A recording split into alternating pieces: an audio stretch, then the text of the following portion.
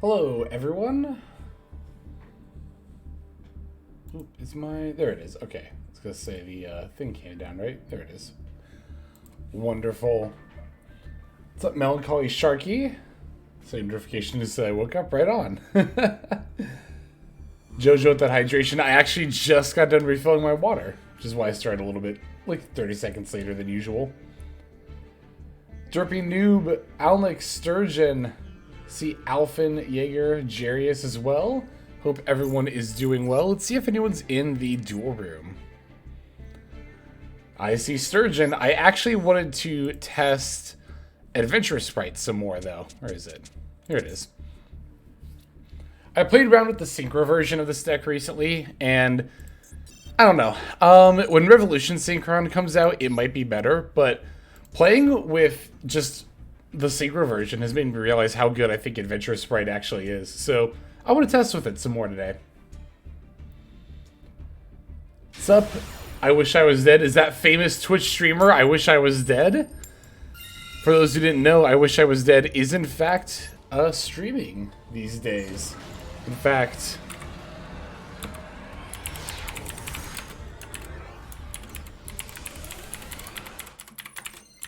make sure I spell that right. Everyone go give I Wish I Was Dead a follow. I keep missing the streams by just like an hour or so, but I did watch a little bit of one of your VODs actually, so it's good stuff, great stuff. Hell yeah! All right, let's see what we got here. So, like I said, we are on Adventurous Spright. I think normally I might use this in order to bait an Ash Blossom, but I don't want to get hit with the... what is it called? Droll and Lockburn. So I'm just going to straight up activate right here. No, it was great. Alright, so one really cool interaction I like with Adventurous Spright is having this in hand with this. I've actually thought about putting in a third Nimble Angler so I can open it more often, because you can activate Fateful Adventure, search out the Wandering Griffin Rider, and then just discard the Nimble Angler. Guess what? That's part of an effect. That's not a cost, so that means we get to activate Nimble Angler as well as the Wandering Griffin Rider. Who's got next? I don't know. I just kind of like go through the list, honestly. Or not necessarily go down the list, but sometimes I bounce around kind of randomly. But I saw Silver Sturgeon was in, so yeah, just join up and we'll see what ends up shaking out. But look at this. We already got 2 level 2 bodies as well as our adventure setup. It's so good. No, I'm not going to equip here.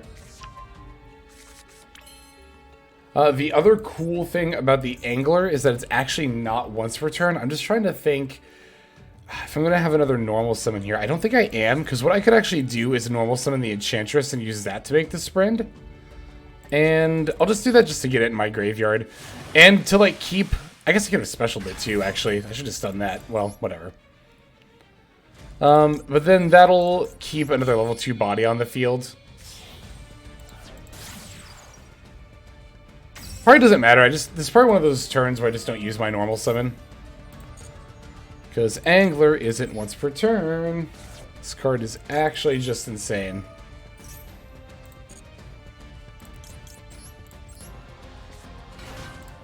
Sunfish, definitely preferred nimble monster of choice. Especially because we're on the Mosquito there.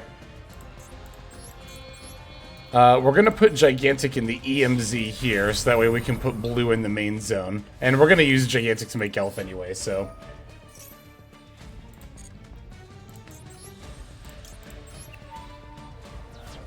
But yeah, I'm really liking the Nimble engine with the adventure stuff. It's very, very nice. Alright, let's add the Jet. I'm only going to make the one other Link monster IP, so I can put Elf over here and then target Protect the Griffin Rider. Nimble Engine is very flexible. God, I wish Beaver was at 3. Oh my god, if only. Alright, let's special Jet. Activate Jet. I'll get Starter here. Now I can do the Melfies. That over here. I didn't have the Melfies in before, but you end up with enough extra materials when you do this line with the Nimbles that it's like, you might as well. Like, I don't even think I'm going to have enough room to... No, I won't have enough room to use the Starter. I actually should have gotten Gamma Burst. But that's fine. What effect is this? Oh, Water Enchantress? It's like, I might as well. Well, you know what? Let me finish my combo first. I'll get a Sunfish here. Why not?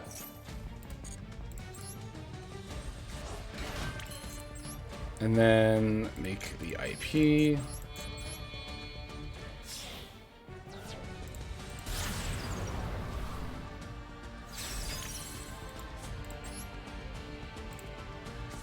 Might as well equip the Draco back here. could come up. And then I'll do a little bit of deck thinning while I'm at it.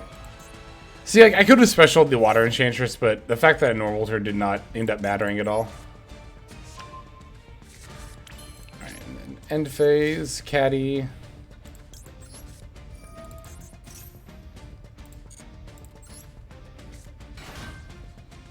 You know, I actually could have used the Melfi of the Forest as a material, but then I'd still have another level 2 on the field as a thing. My favorite 2-card combo, Dark Rule and No More and Evenly.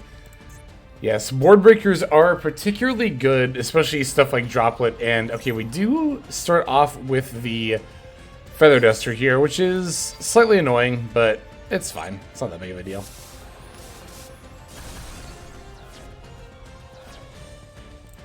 I guess we re-equip this if nothing else.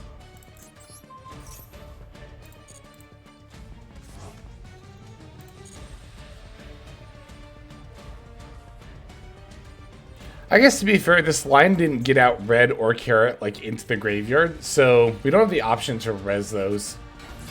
Oh wow! Oh my god, another Nimble Beaver. Okay, let's definitely do this. I kind of wanted to find room for a Merry Melfi's in the extra deck, but I think it would mostly involve cutting like Onibimori Soul Sweeper or Mosquito. And I think those are both better than Merry Melfi's. But it's close. Nimble Beaver got hit. I don't know. The pessimistic side of me wants to say that Nimble Beaver got hit as a way of Konami saying to, like, please play other decks. That's what it feels like to me, but again, I could just be being pessimistic there. This Smashers. I think I am going to negate it. It doesn't target, so I don't know what they're going to try to banish, and if it had targeted something, there are a number of targets where I actually would have let it go, but without knowing what exactly was going to happen, I just had to take care of that there. But I don't know, yeah, Nimble Beaver was like, I don't know, because it feels like they want Spright to be an engine that supports other decks, but not its own thing. And Nimble Beaver was like a lot of the backbone of pure Spright when it was at 3. Nimble Beaver also at 3 was very, very good, of course, for Tri-Spright. And there's like no reason to activate that. I will activate this, though. And Tri-Spright was also kind of like, you know, an archetype that wasn't supported by future stuff. So, again, it just felt like Konami saying, like, hey, can you please play other decks? Can you please play new decks? Because Elf not getting hit in particular helped out the Gishkis, which Nimble Beaver went to 1 right before the Gishki stuff came out, so. Let's activate Elf while we're at it. Oh, yeah, that's actually going to be great here. The Sprint, because we have the material still on the Melfi of the Forest. So that's one of the cool things about pure Spright, is that you kind of like pivot and revolve your various pieces of disruption. So it's like, we didn't have the Herald of the Sprint to set up at the beginning of this turn, but now we have even more disruption on the board. It's also nice because it gives us more options. Well, actually, no, this was brought back from the graveyard, so you can't use these two to make Avermax, because Avermax has to be monsters special summoned from the extra deck, and this Sprint was special summoned from the graveyard. So, can't actually make that. I could go like this, this, and this if I really wanted to with Elf still up, but that'd also use up my Omni, so this and this, especially now that Elf has used its F, is going to be the way to go. I think Elf will live to see the SP interactions, which scares me. I mean, it's definitely going to be stronger with Elf, but I think only very slightly so. There's not any particular interaction with SP that, like, feels extra broken, right? And I mean, to be fair, any that would is more of SP's fault, I think, than Elf's.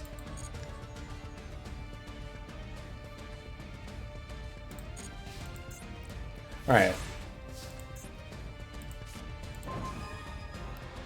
If your SP is under elf, it wins versus opponent's SP. That's actually fair. That's a good point. That's valid.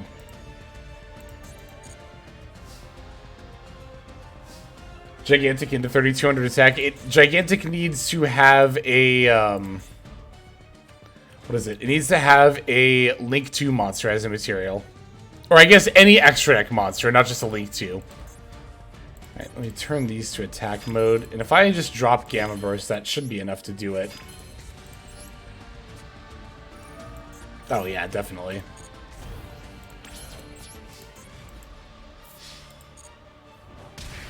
But yeah, it just needs any extra deck monster. So you can make it with a Link 2 and get the 3200 boost, but if you're playing Runic Spright, for example, and you make it with a Hugin, that's a fusion monster, and that'll also make it 3200 attack. Yep, exactly. GG Sturgeon. But yeah, not opening Disruption against Spright turn 1 is pretty oof. But thank you for the duel. I'll just hop into this next table here for the next one. Against Eddie. Open double angler. No! That's so sad. But as I was just saying during that game, with the adventure engine, particularly Fateful, I actually don't mind opening angler at all. I've considered playing a third angler with the adventure package specifically. It's pretty darn good. Not opening disrupts in modern Yu-Gi-Oh! Right? Alright, Eddie, I'm at table 2 with you. I'll wait just a minute or so longer. If I don't see you after a minute, I will move on to a different table there. Ooh, I see someone with the Night Chaser. There we go. I see someone with the new icon down there. I'm waiting for them to release the next batch of missions before I go for that. But I am going to go for that at some point.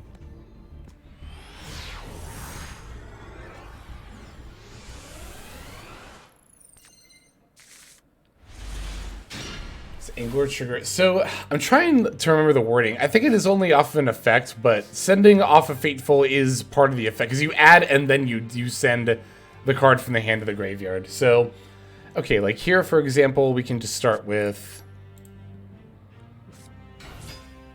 I'll start with Sunfish, and then I wonder if it's worth it to throw down this other one here. If I go like, no, I'll do it this way, actually.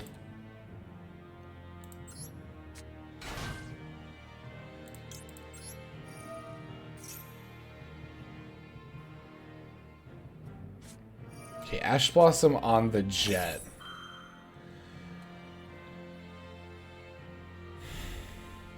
That's actually fine, yeah.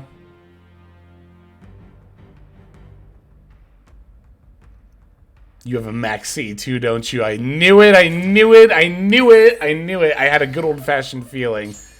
I had a good old-fashioned feeling there. Okay. Yeah, oh my god. See, here's the thing. It's always a struggle with Spright because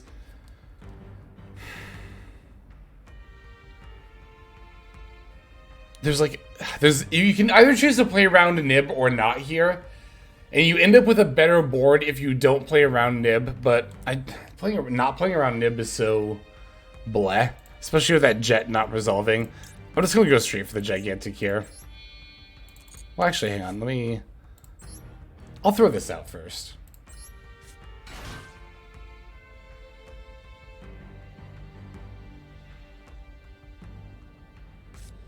There, I knew it! I knew there was a Maxi in that hand.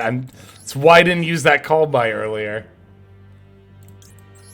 Ah, Eddie. Oh, the Ghost Spell, no. Ooh, okay, okay. Alright. That I wasn't expecting.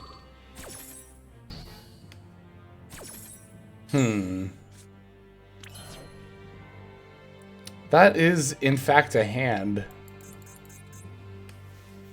I kind of just want to pass. With only a spell Traplicate, that's probably hopefully fine. Yeah. Let's see what you got. Let's see what you got on 3 cards.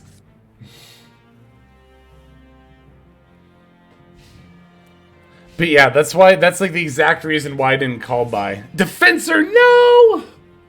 That's all you need is one card! Holy shit. Ghost Spell Senpai protecting Maxi Chan. Yeah, Defensor, that'll do it, won't it? Salute to Hex. That was good. That was good. Custom hand. But yeah, no, the Angler interaction with Fateful Adventure is super cool. I like it a lot. I'm actually gonna upload. When does that video come out? Tuesday? On Tuesday, I am uploading to YouTube a video showing my update for Spright Synchro, which is this build with like the Synchron package, the Adventure Spright. But I'm not gonna lie to you, and I say it in my upcoming YouTube video as well, that playing that deck with the Synchro version, more than anything else, made me think like, wow, Adventure Spright without all this extra Synchro stuff would actually be pretty cracked. And like we tried the deck before, and like it's kind of wild. I feel like this deck is really, really good right now. Wish there were more Bestials I could play Bestial Control. God, I think about that sometimes when I think about how annoying Magnum Hut and Jerusalem are. I'm like, thank God there's only ever been one copy of each in Master Duel. I'm like, thank God for that. We'll get the Noblet here. The level 10, oh, there is a 12. Wait, is there a 10 and a 12? There's the main deck big one. I think that one's a 12. Multiple Druid Swarms would be fine right now. I could maybe see that. What do you think about multiple Druid Swarms? That'd be annoying, but how bad would it be?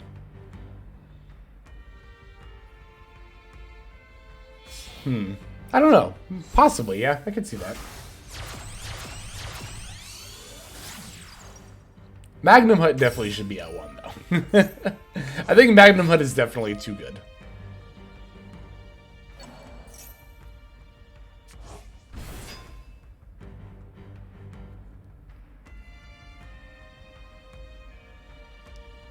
Don't respect the I'm not the biggest fan of the Noblet, but I understand why people use it. Who's Terror? Oh, it's Singularity. Wow. I was gonna say, do we play Multiplication?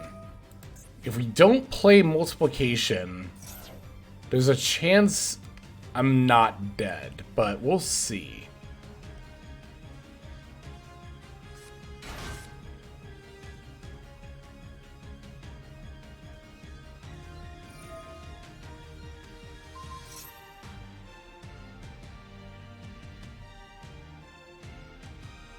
Okay, Singularity's got 2 attacks, is that right? 2 attacks on monsters. Got it.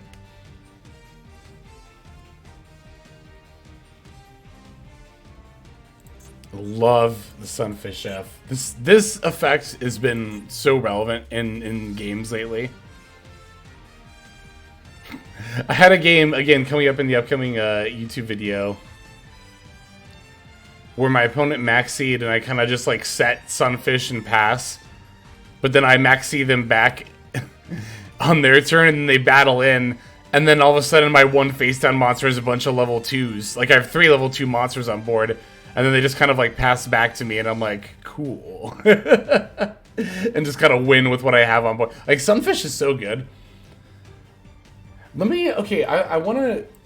Hang on, because someone was asking about Nimble Manta in Nibiru, but I don't know if Manta has to be destroyed by a card effect or sent to the graveyard. It is only sent to the graveyard. So I guess I could understand why people would play Manta if you're thinking about Nibiru, but at the same time, we found Sunfish, that's really cute. At the same time, I'm like, I feel like the Sunfish just comes up more often. Well, and especially if you're on Mosquito, then I think it's a no-brainer. Howdy, partners. Today's a lurking day for me. I just wanted to say hi and have fun. Also playing the Pal World early release. Oh, Pal World. What a thing.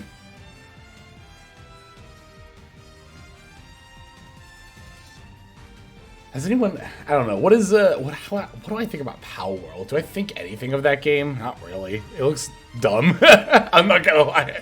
I think it looks dumb. I don't know about the whole AI thing. Like, from what I can tell, I've just seen tweets. I don't know what's going on with the whole AI thing. But I'm like, I guess I understand why people would want to play. I don't know. I do and don't understand the appeal of Pokemon with guns. Like, I get why people would want that, but at the same time, I'm like, why do people want that? Alright, here's the Update Jammer access code.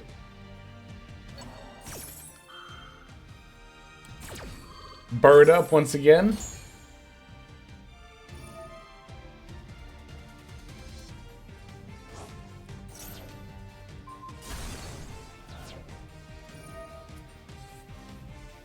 I mean, I've seen the art where, like, a lot of the monster designs are just pretty blatant Pokemon ripoffs. I don't think there's, like, too much denying that.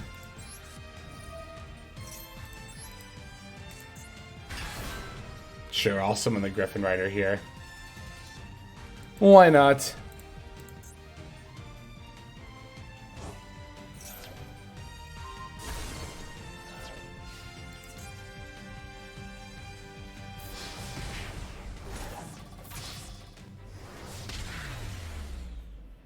It's not just blatant rip-off stock Unreal Engine assets and sound effects. GG's, Eddie. GG's. Thank you for the duel there.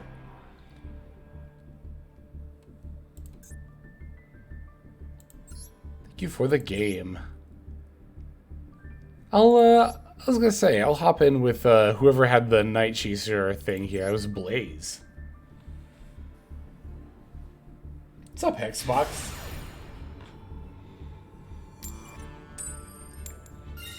I wish Pokemon games were better. Like, there's a lot of things I like about Scarlet. I haven't played Scarlet and Violet, but like watching people play it, it seems like there are a lot of things that I feel like would be really cool about it if it just like, if Pokemon games just looked and felt better to play. I don't know how else to say it besides that, really. See Ashbel Defensor, Paralytic Seed. That's an okay hand. It's alright. Not too bad. Speaking of hands that are not too bad, is there a reason to start with this? No, definitely not. Yeah, of course, because this needs no monsters. For the Borg.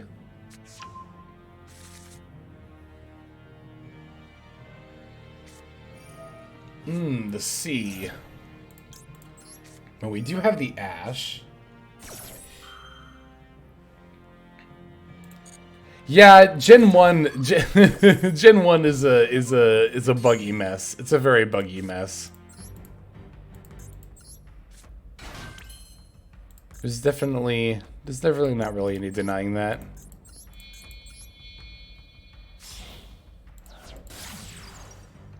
Alright, Cherubini. Let's send the Water Enchantress. Beep. That one. And activate.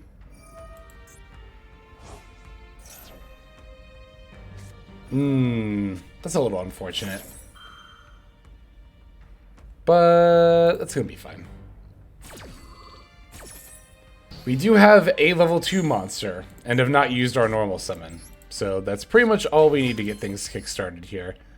And no Ash Blossom, or rather, the use of Ash Blossom means that there will not be further ones, which means, I guess Imperm would be pretty bad here. Let's hope they don't have that. Okay, good. We'll send the Angler F.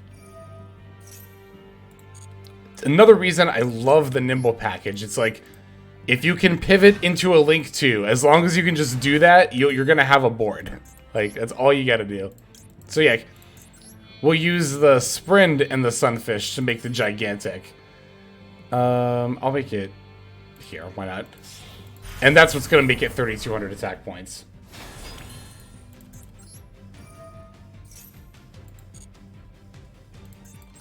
And detach the sunfish. And not only that, but it also has to have the material attached, right? So if I had detached the Sprint, then it would have gone down to 1,600. Currently doing Emerald Battle Pike. I've been thinking about playing Crystal Clear and possibly streaming it. I've never played a Pokemon ROM hack game before, but Crystal is my favorite game, and lots of people have been telling me to play Crystal Clear. So that's definitely on my radar. Excuse me. Alright, I'm gonna make Elf with you two. Actually, no. I'm gonna make Elf with Gigantic and Blue.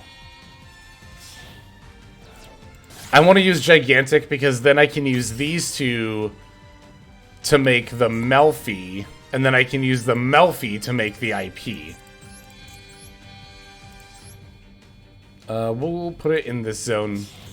Not that I think any targeting effects are going to come down, but...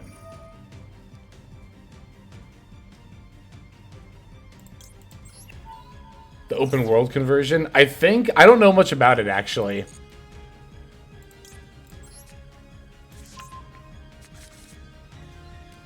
Alright, and we did already use the penny for comboing, but this can also add Nimble Beaver, so it's definitely still worth getting, very much so. Let's get back, I don't know, penny, why not?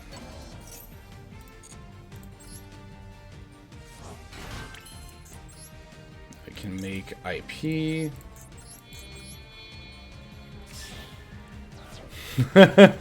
Harnessing the power of lightning and destruction to make cute forest creatures. If that isn't what Yu-Gi-Oh! Is all about, I don't know what it is. What's up, Oni?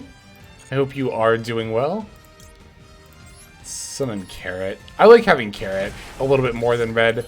Evidenced by the fact that I actually play 2 Carrot, 1 Red in my current build. Actually, I maybe should have put Caddy. Well, you know, to be fair, I think I care a little bit more about Carrot than Caddy, given that I've already used my penny. But again, this is not for nothing. This will still add the Nimble Beaver, which is cool.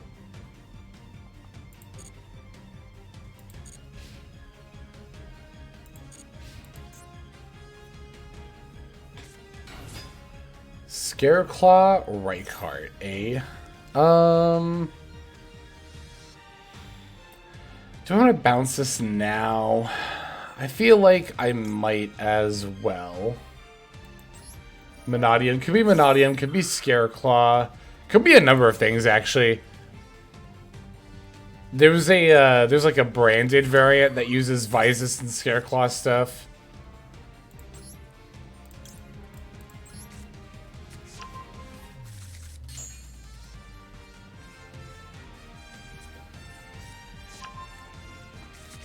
Alright, so after that's resolved, before they get a chance to link into Lightheart, let me activate Maxi.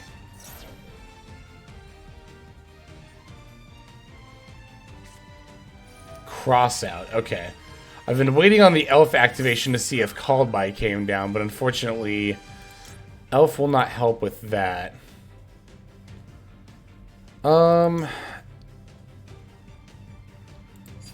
I think I value Elf in general more highly than using Carrot on it here. Because, like, well, to be fair, I could Carrot sack IP and then Elf bring back IP. I can't make Avermax, but I can still make Underworld Goddess. Let's do that.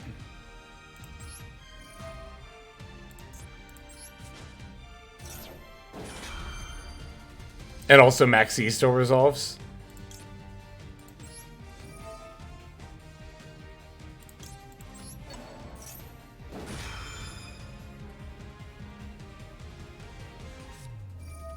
Ah, they have a Maxi as well. That's fine. That's not that big of a deal. Penny gone? Yeah, we had to use Penny as part of our, nah, I'm good. As part of our turn 1 combo. Yeah, you can just hop into the room and then... I kind of go down the list / also go a little bit randomly, just kind of depends. Okay, so Torrid confirms that it is probably going to be Monadia. I say probably, but that does more or less confirm it. That's a very interesting draw we just had.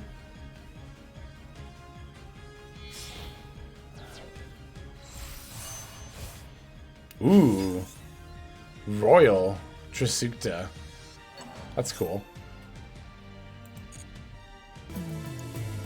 Shiv Foxglove, thank you very much for the follow. Welcome to the stream. Hope you are doing well. Jealous? Me too, honestly. It looks very, very nice. Visus, okay. We're popping the Torrid. It's fine. Getting lots of draws off this C.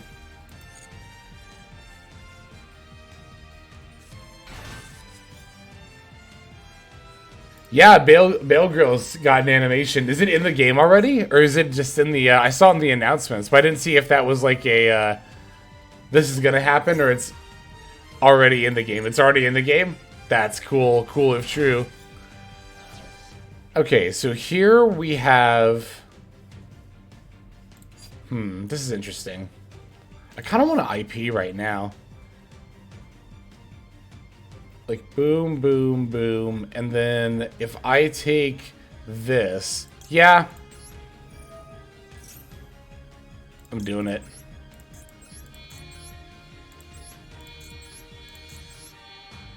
And then it becomes a lot harder to synchro. They can only make the Amberterra.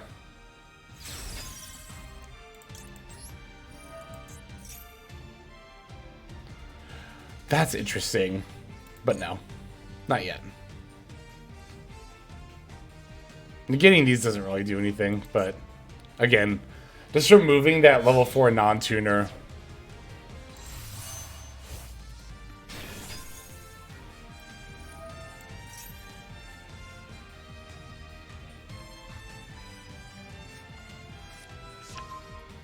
We're adding reframing.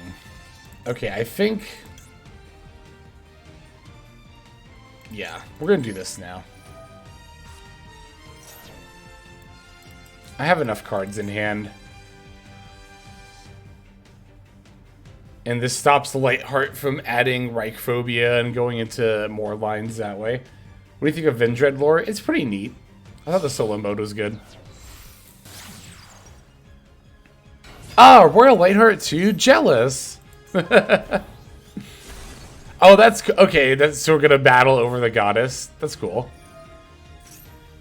Control Visus. Oh, and this is treated as Visus, but I can also negate that. Let's definitely do that.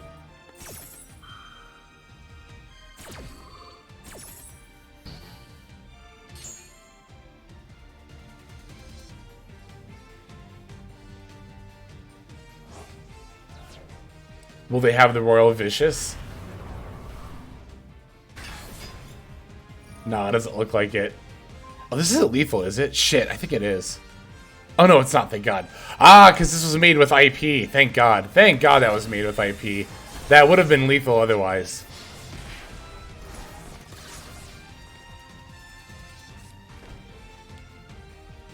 Okay, set one. I might as well, right?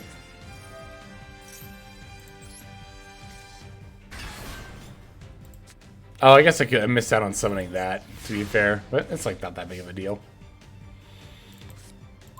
How are we doing today? I'm doing pretty good. Nee, hope you are as well.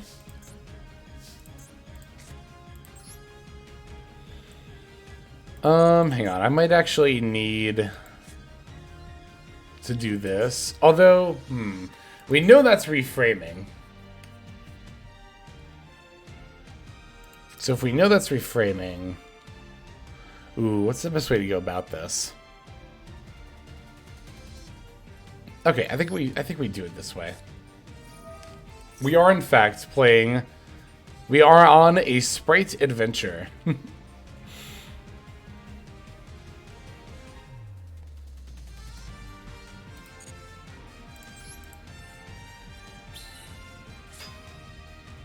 Yes, definitely place the Fateful Adventurer.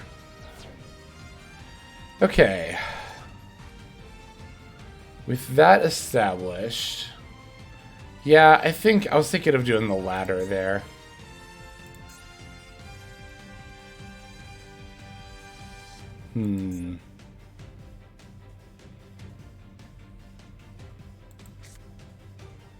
Oh, but it's only when it's a normal summon. Okay, that's fine. That's not that big of a deal.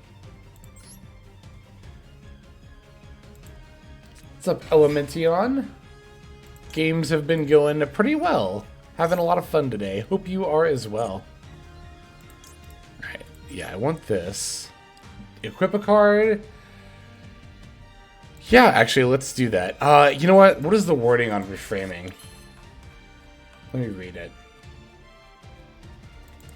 Spell trap card or monster effect, but not the effect of an already activated spell card, which means I could just bounce this, and I think that is in fact exactly what I'm going to do.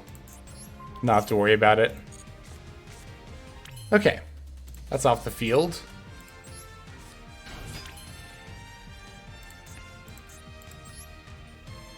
Let's make... They're at 8k. How many of my Nimbles do I still have in the deck? Can I do the... Okay, no, my Sunfishes are in my graveyard.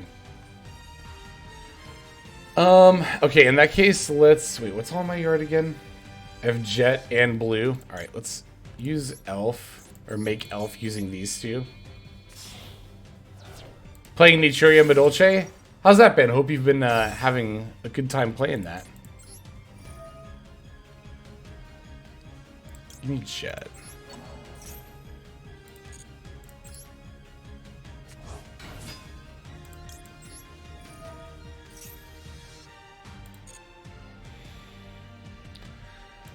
Let me think about this for a second. Is Gamma Burst actually enough to OTK here? I think it probably ends up being.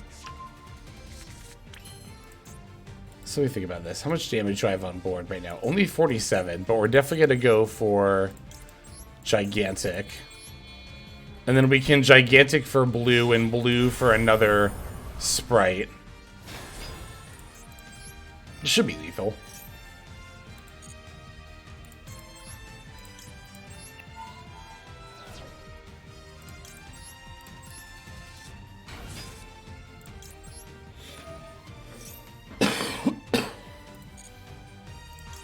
Yeah, we can have the carrot.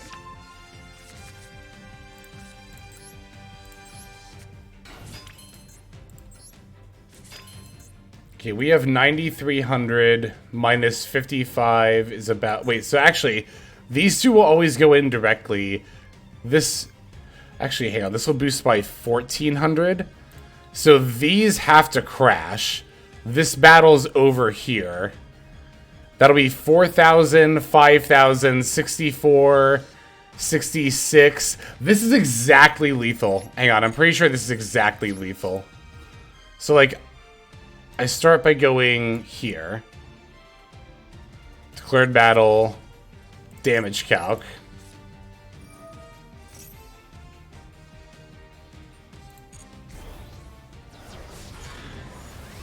Oh, no! Can't be destroyed by battle! Can't be destroyed by battle! It says it right there! Oh, that's bad. That's bad.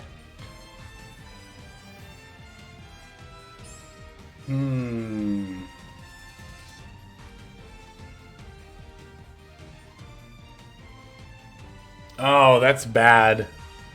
Totally forgot about that. Yeah, we're gonna have to...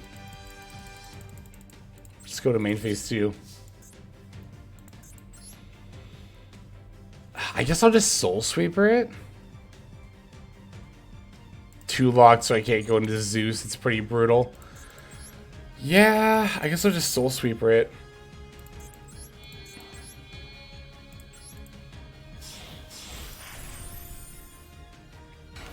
At least you... I know! I was like, I was so proud of myself for doing the math and figuring it out. I probably could have gone into Soul Sweeper and then still OTK'd, actually. I totally could have, now that I think about it. Damn, that was very winnable. Alright, Blaze. Let's see what you got. I guess I'll throw out my Melfi Caddy. Why not? Says a little chump blocker.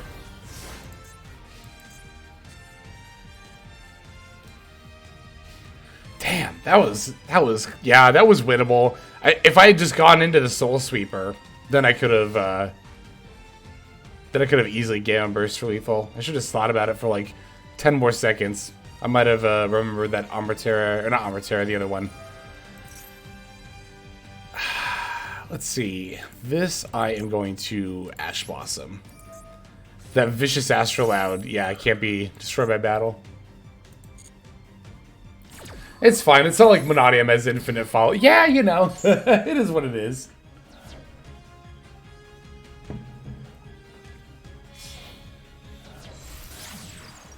Yep, there's the Light Heart.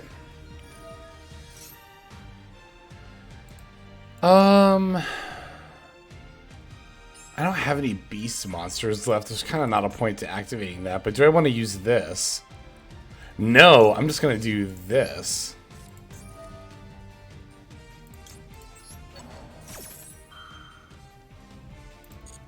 And use that to negate it. This might actually end up being fine. There's a slim chance this ends up being fine. Well, it's maybe a bit greater than slim. Let me read this. Negate that activation, and if you do, destroy that card. So I'm gonna let this resolve. Just in case the last card in hand is another Calarium. Which I would be surprised if that were the case, but...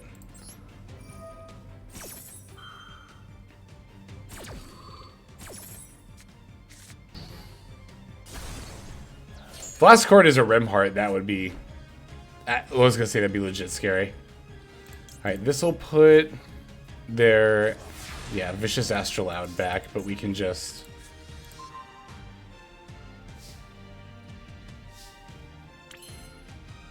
banish that again.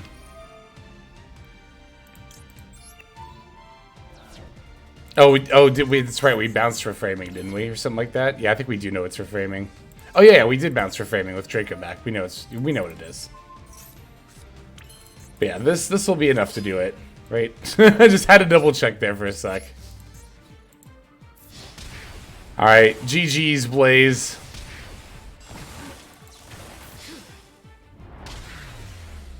Yee, we bounced it. Yeah, I totally forgot about that. Okay, we weren't punished for a misplay. Is Maxi banned in the duel room? No, not at all. Not at all. Thank you for that duel. Damian Dario. Top in with you.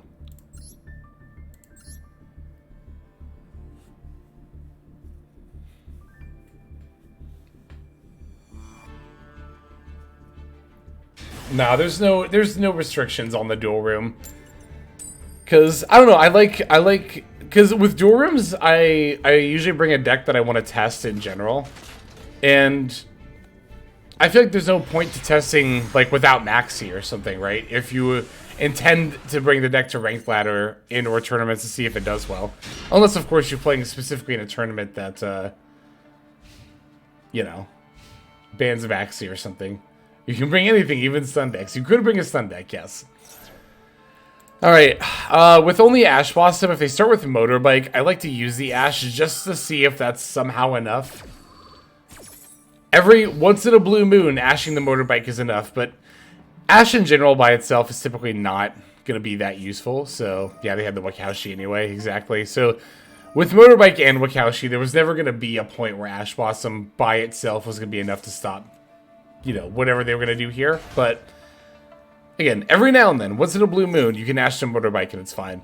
In this matchup specifically, I like to use Ash Blossom this way.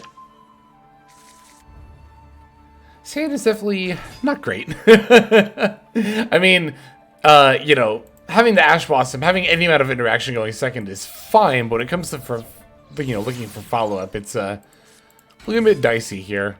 Needs a Spright monster, a Terratop, a Foolish, a Rite of Armistier. Any of these cards would help make the Angler be alive, but unfortunately, we're going to have to play against the Spright, or the Spright, the Super Heavy Samurai board on top of that. Also, very, very nice Royal Scarecrow. Very, very good.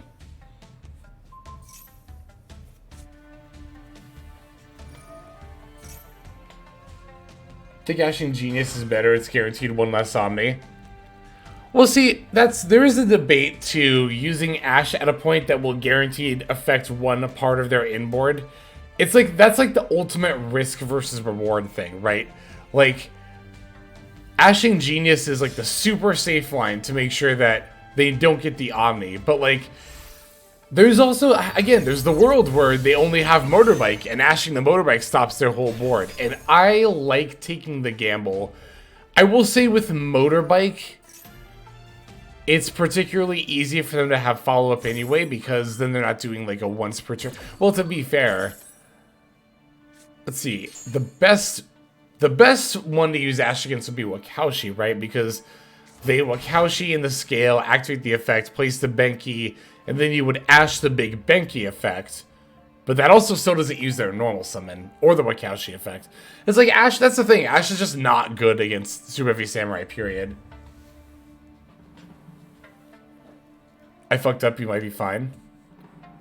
Did we? I wasn't, Did you fuck up?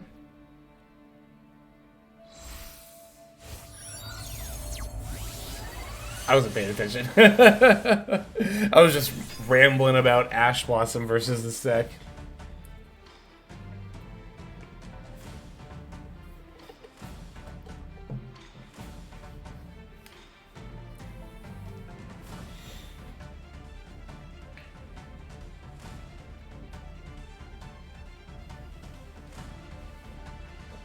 Might have Baron at that point. I mean, to be fair, if they Baron the Ash, that's like, the Ash is trading for an Omni either way, whether it negates the Genius or they negate it with Baron. It means one less Omni.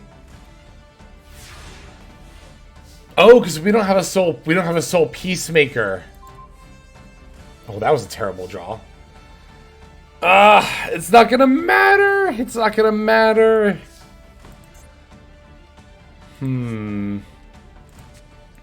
Damn.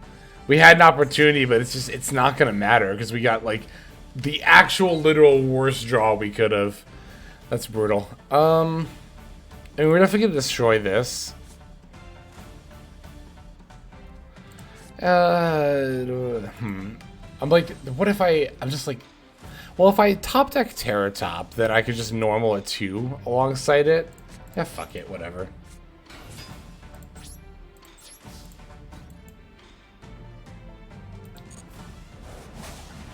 Should have added Scales off Soul Piercer. Oh, to like Pendulum Summon.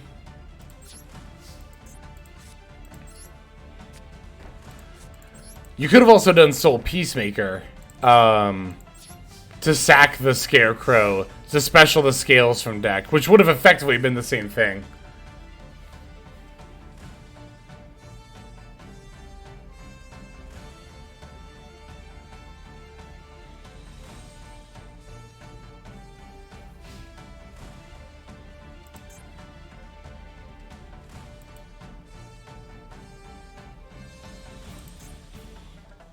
So the nice thing here is that because the Big Benki is in the other Pendulum Scale, Wakaushi can't use its effect to special itself from the Pendulum Scale, because it has to place something in the other scale from the deck.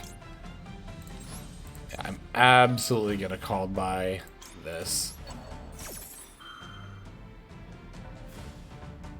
Yep, that's gonna activate. But we have 2!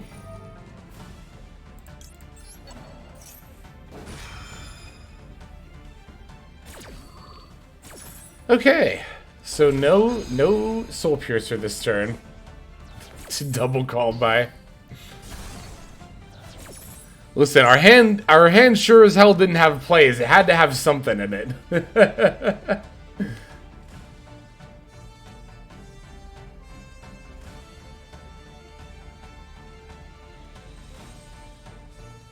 Did I miss follows from Eddie King and Damon? I don't think I read those out. I'm so sorry. Thank you both for the follows as well. Well, I bet I dueled both of you too, so. But Huh, that was weird. Again, not sure if my notification thing didn't go off or if I just wasn't paying attention. I get so tunnel visioned when I duel. Alright, we got the pendulum scale. Oh, oh no! Well, okay, this explains a lot.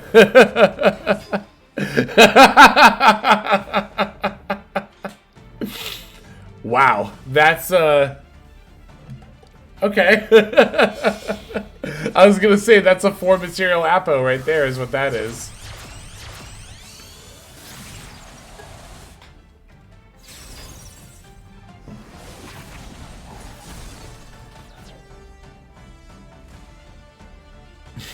Fuck it, we ball.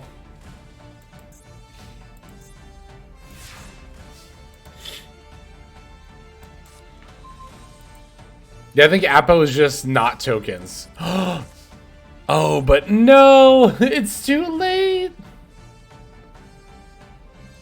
Although, wait a second.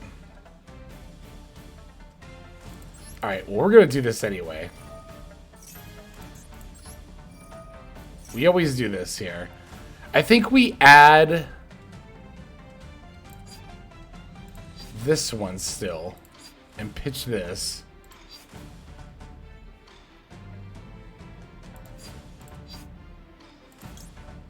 If you control, you can special summon this card. Yeah, yeah, let's do that.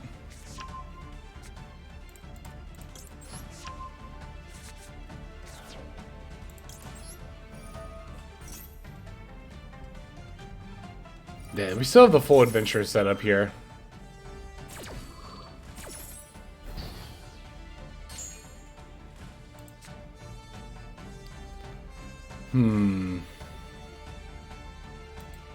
It's just... It's too bad. That's gonna get negated. We can't even take advantage of that.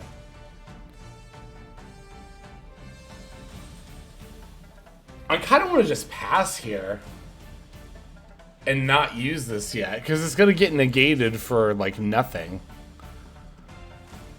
Because I won't even be able to like battle over this as a result. I think that's actually the line here, is to just pass. Please do.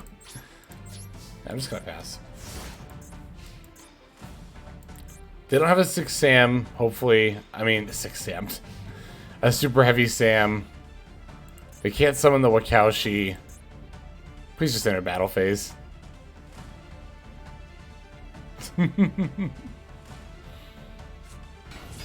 Oh, it's wagon. Yeah, it's bad.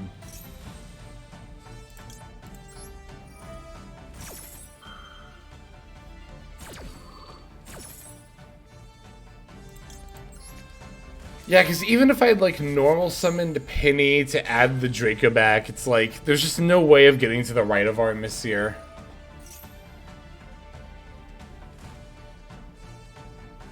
It was close. There's a lot of things we could have drawn, like any Spright monster. Have you tried Tyranimonium? Not yet, but it does look like fun. I agree.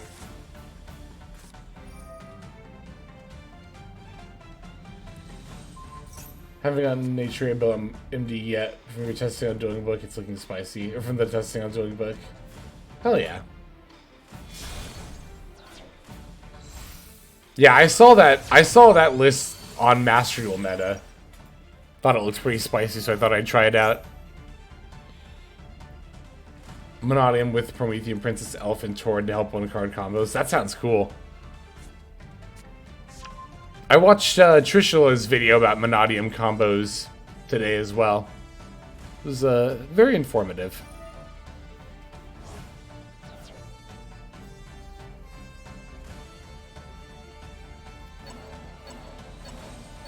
I switched over to Perlarino as well to help with the one-card combos.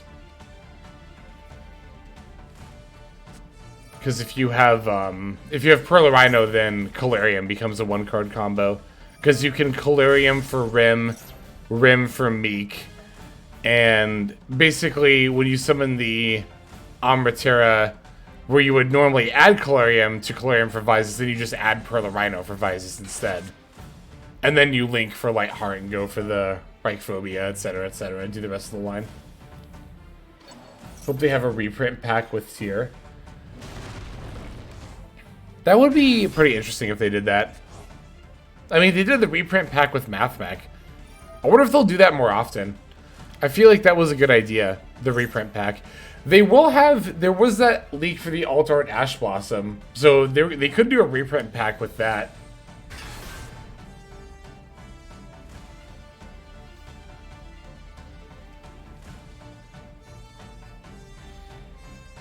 Havness is limited to 1 because Tier Limit is really good. And they need to limit the number of fusers in particular in order to, like, make sure... Because the deck is able to mill so many cards, right? That they even pre-hit the GG's, Damon Dario. GG's. They even, like, pre-hit all of the fusers to 2, like, before they even came out, because the deck can mill so many cards that with even only 1 Havness and 2 Shyren, they can still, pretty consistently, you know, get through 2 fusions a turn, right? So,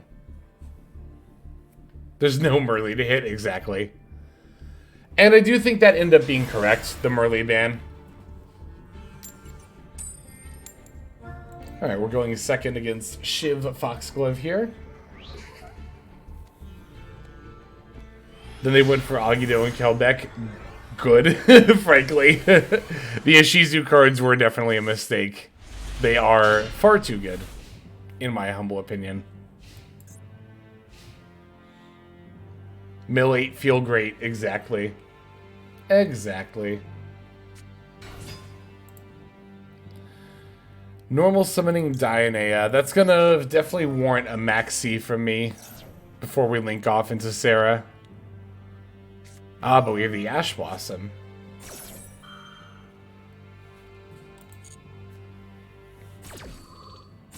I was gonna say, where's Toad?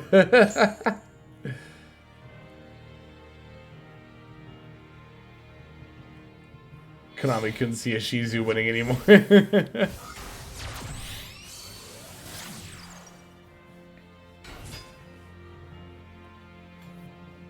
Here's the problem with Shizu. See, it's not just that Shizus were boosting Earth decks. It's also, like, you gotta remember, too, there was, like, that Turbo Mill deck with Necroface that was decking people out. Which, I mean, to be fair, when Necroface went to 2, then it wasn't decking you out anymore. But with the Shizu cards, even with all of them being at 2, like... just 60 card mill piles are just too good, frankly. Like, you don't even need to, like, resolve a grass in a 60 card mill pile deck with the Ishizus, like, again, each of them being at 2. Milling 5 for no cost is too good. Milling the opponent is also really good. Because they either are a deck that wants to be milled or not. And if they're a deck that doesn't want to be... Oh, fuck, is this really Floodgate Trap Hole? Like, actually my little least favorite card. It's fine. But, like, if, you know, the... you know, if the Ishizu cards, like... If they mill a deck that wants to be milled, they still get to put the cards that want to be in the graveyard back with the shufflers, right? So, and then if they mill a deck that doesn't want to be milled, then obviously milling them is really good, so... they're just too good. They're just too good. Is Lightsworn tier a real deck? Yeah, it's fine. Lightsworns are great with tier stuff.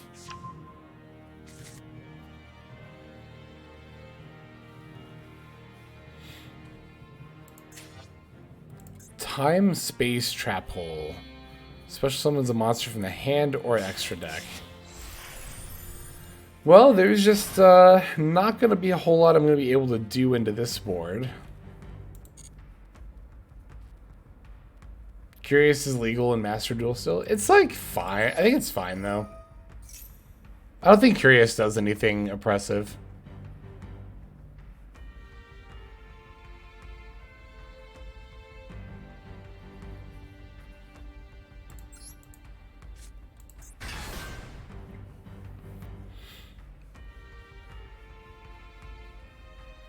Dark Strike Fighter, FTK for Super Heavy Samurai is legal. Yep, it sure is. It's definitely a solid variant of the deck. Okay, I'm going to start by summoning this. Sad Cannon Soldier is banned. Yeah, Cannon Soldier is very banned, which I 100% agree with. Like, Cannon Soldier and all its variants. Okay, this says what again? It's actually been a minute. Activate card effects in the graveyard. That's fine. Oh, that's actually not fine.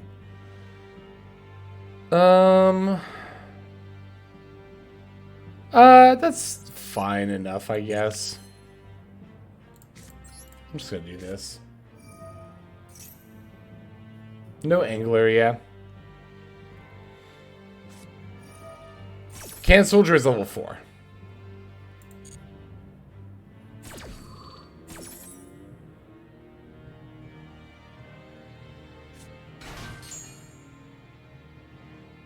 Level 4 machine. Yep, level 4 dark machine, if I recall correctly. Kind of be insane if it was Earth.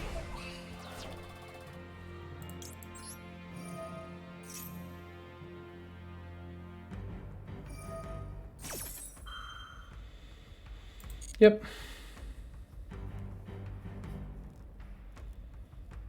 Bring back Toad Mass Driver FTK. I lived that format. It was, it sure was something. I remember there was one time at locals where, like, it was the first week of, like, that deck being around, and I was in top 8, and someone they had everything for the combo, and they, like, presented the mass driver and everything, and they, like, asked if I wanted to concede, and then I was just kind of like, no. I was like, play it out. I made them play out the combo, and they messed up the order of tributing everything off. And they messed it up because they didn't leave a water monster to bring back Fishborg Blaster, so they left me at 400 life points, and then I came back on the next turn and won. And I'm like, I'm very, very glad I made them play that out. I'm very, very glad I made them play that out. Because I just had this good old-fashioned feeling. I was like, I didn't say this out loud, of course, because this would be just, you know, BMing. But I had this feeling in the back of my brain where I was like, I think you're going to mess the combo line up. I think if I make you do it, you're going to mess it up. And they did. Hanewada cited. Yes, Hanewada was cited. Mask of Restrict was cited as well. That card shot up in value around that time. Like, I remember that Nationals. It was 2010, I believe. Trapchick Sarah. This is the effects of what? Special? Yeah, that's fine.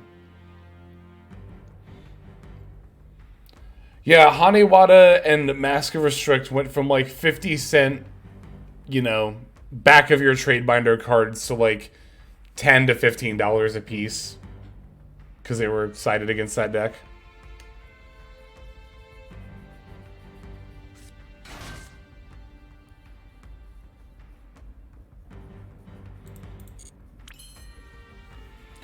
Okay, so the Floodgate Trap Hole has come out now. Maybe I should have actually added the Gamma Burst. I started, right? So I am 2 locked? That's unfortunate.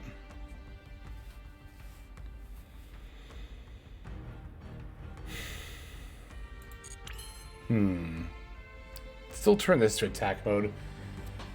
I could, like... I could go for Gigantic. For what, though? For Carrot? It's like, how good is that even? Well, it's probably better than just having these two, so... I could also Elf, and then... Well, I could go Boom Boom Elf. If I wanted to keep a 2 around for whatever reason. Oh, which I kind of do, actually. Then I could go, like... Boom Boom Boom Boom Elf, Gigantic for Carrot to keep blue up. Could also keep the Sunfish up. How much of my Nimble engine have I used? Not a lot of it. I think I will keep the Sunfish up. There's also the time-space trap hole. Right. That's gonna eat whatever I summon out of the extra deck. Yeah, okay, so if that's the case, let's do it like this. Actually, yeah, let's do it like this. No, okay. Let's change this to attack mode. I might even battle first. Like, battle, battle.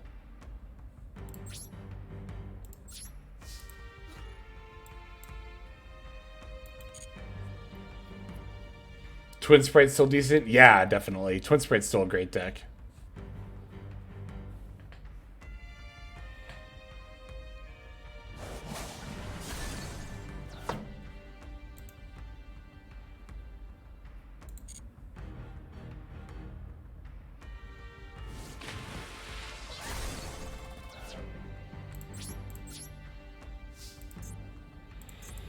Okay.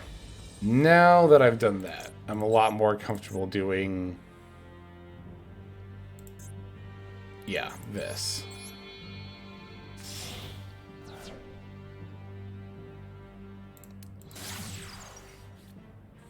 What did they set earlier? Gravedigger's Trap Hole. Okay.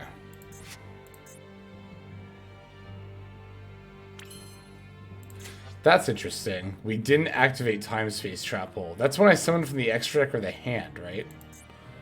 When a special summons a monster from the hand or extra deck, then you lose 1,000 life points for each returned monster. Most interesting.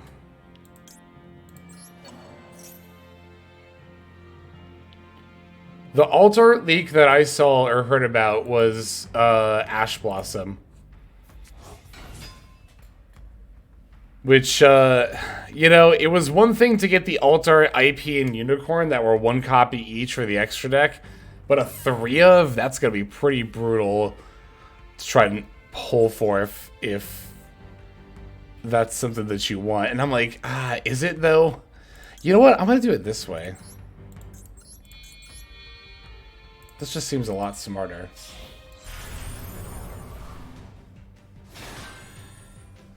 Time space.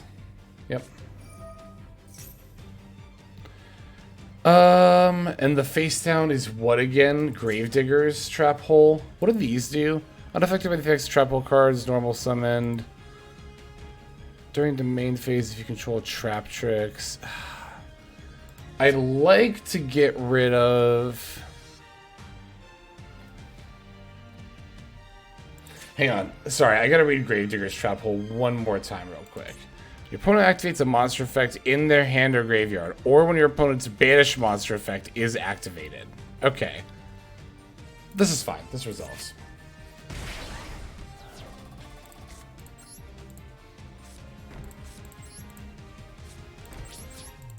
Alright. Excited for Blue Eyes. Oh yeah, the altered Blue Eyes is probably going to be a thing because it's the on Steam. It's the Master Duel like desktop icon now. It's like the old school first starter deck art for Blue Eyes, which is dope. I think that's the best Blue Eyes art. Like nostalgia and everything aside, I just think it's the cleanest. It looks so good. I imagine they'll be giving out a royal copy of that or something. I hope we get royal, the same kind of royal pack we got last time. Okay. Let's elf for blue.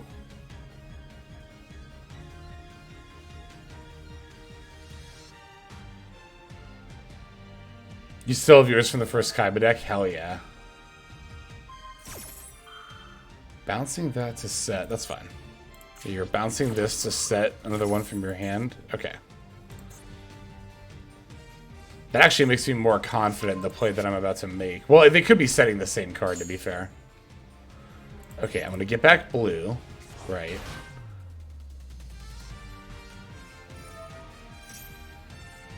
Oh, but that's... I understand now. So now they can set a trap hole card directly from the deck. That's fine. Let's activate blue's effect.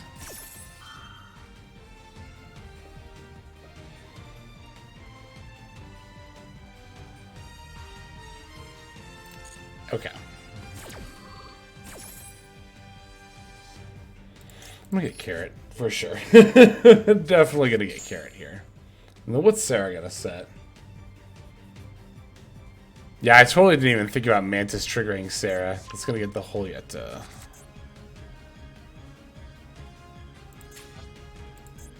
By discarding one normal trap. Okay.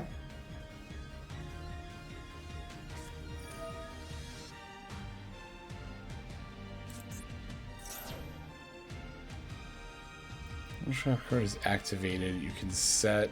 You can special summon one trap checks with a different name. The cards you control.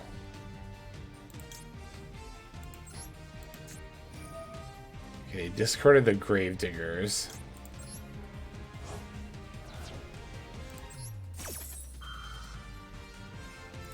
Okay. Just get this Sarah off the field. I should have done that sooner, but they can still make a rank 4, but at least that doesn't give them any trap tricks out of their deck that they want. I don't know. I don't know what my next ladder climb deck is going to be. That's a good question.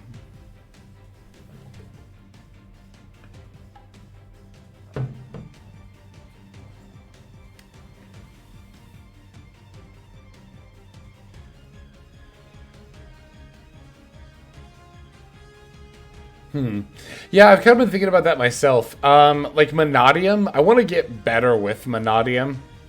It's definitely up there. What else was there? I mean, I kind of want to take Adventure Sprite to ladder and just like see how good it is. I mean, I could get to Master 1 with it with enough time. It's not a question of that. I guess just as a question of how quickly. I mean, if I was only concerned about getting to Master 1 and nothing else, I'd probably just take Super Heavy Samurai. Just be done with it. But that's not... There's no fun in that. I mean, it's valid if you think that deck is fun. But I want to try something else. Winning locals with Monadium, but I really need Crimson Dragon to feel like the deck is 100% good enough. For Master Duel, like, without Crimson Dragon, the deck is still 100% good enough. Like, definitely. Monadium is one... if it's not a Tier 1 deck, Monadium is the best Tier 2 deck right now. Like, easily. Easily. Monadium is very, very, very, very good. Battling my Jet and not the Elf. Okay.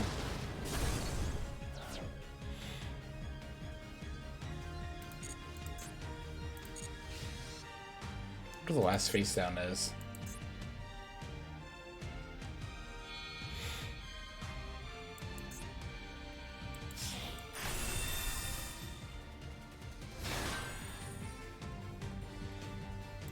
Is the field zone a spell or trap zone? No, it's its own thing, isn't it? The field zone doesn't...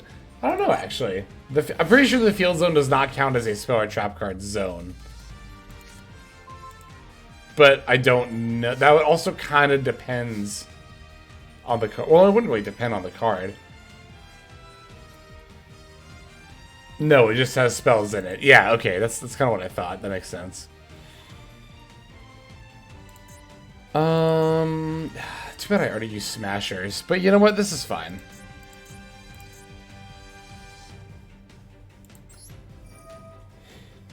So you can't lock it. That's true. You can't, yeah, you can't zone block it. Very true, very true.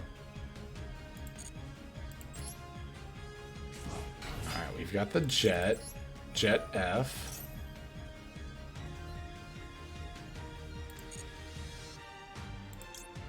I get starter here.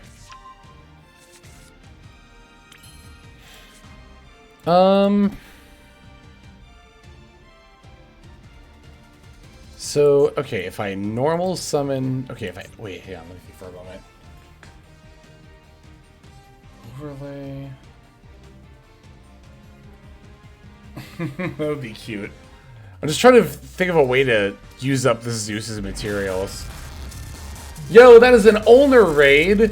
with 38 viewers. What's up? Let me turn off the follower-only chat and welcome the Raiders. Hand-holding. Oh, hand-holding raid. Holy shit, with the raid, with the follow from Variant Zero. Thank you very much, Ulner. Oh, shit, they're hand-holding. Such a lewd raid.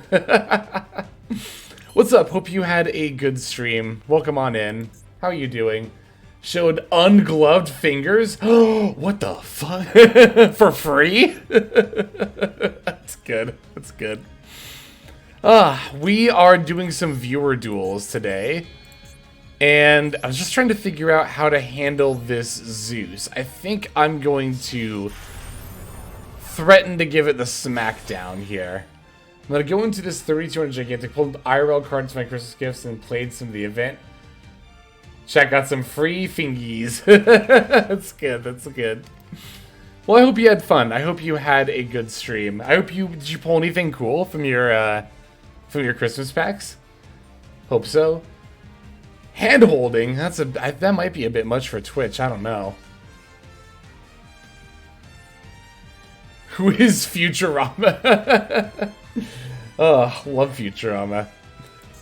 Okay, what are we doing here? They actually let this resolve. Like, I'm thinking about threatening to go into battle phase, which will definitely get one of the Zeus activations. The question is, can I do much after that? I could also just activate Gigantic first. There's kind of no reason not to do that if I'm just going to battle. Most notable was Lady Lab and Psychic End Punisher. Two very cool cards. I love Peep. Most people call him Pep, but I like to call him Peep. That Peep sweep. Chat, 25th anniversary, Tan had a Red Eyes and I played Blue Eyes on ladder and, oops. Well, they are about to come out with, we're just talking about the possibility of them coming out with a new, like, alt art Blue Eyes. It's the old art, because it's the icon now ever since they updated Master Duel. I think there's a decent shot of that.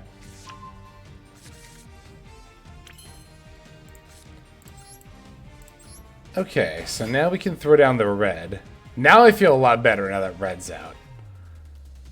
Because now it's a lot easier to eat the Zeus's materials here. I'd still prefer to not have to use my battle phase, but I think I might have to. We're getting a structure, allegedly. Oh, that's right. I remember hearing about that, too. Okay, here's Zeus.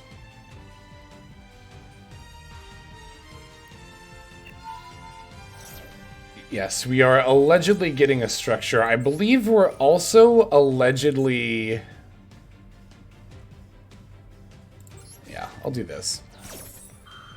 Getting alt art Ash Blossom? They saved your battle phase. Yay, yeah, I didn't have to use... I really did not want to have to use my battle phase there, so I am relieved for that, if nothing else. There's not really a point to flipping Cross out, I guess. Although I could have used it to banish a card I don't want to top deck, to be fair. Alright, we still get to destroy the Zeus because we sacked off the Gigantic. Ooh, and we didn't use our normal summon either, so... Yay! Okay, we did, however, use Gigantic, right? We have used Gigantic, so we are 2 locked. Oh, but we can still make Sprint. I think we still have another Angler left in deck. We do, and we have 2 targets left as well. We have our 3rd Sunfish and our Beaver. Might as well activate Starter, right?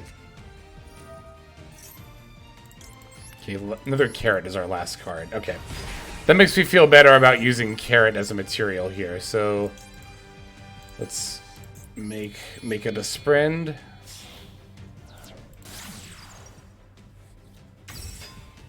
Alright, Sprint Death. No buffing stunt decks. Yeah, they definitely have shown that they don't want to do that. From recent hits across multiple formats, actually. So if I summon Gigantic, that's 5,200? Wait, have I used Elf yet? I haven't summoned... No, I have used Elf. Okay. So what if I just entered battle phase and made IP and kept up like IP, Sprint? No, I could also go like Boom Boom Elf No, but that's not really... I'm assuredly overthinking things at this point. I don't think there's a need to summon Gigantic and maximize damage here. We're playing against Trap Tricks. I want to keep up the carrot and something to sack it. I think I just link these two into Elf. And then I can bring back red. There's so many different options here. I could also make IP and threaten to go into Avermax or Goddess, but I don't think that's really necessary either. I could also... Wait, have I used Penny yet? No, so I should definitely make Melfi stuff. Okay, so let me just battle.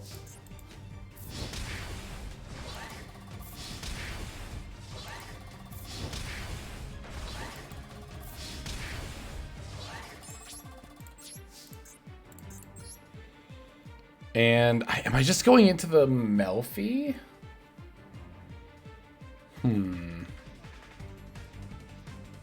Yeah, I think I'll just go into the Melfi and summon the Caddy. And then I can make the Herald. I'll still have the Carrot negate up as well.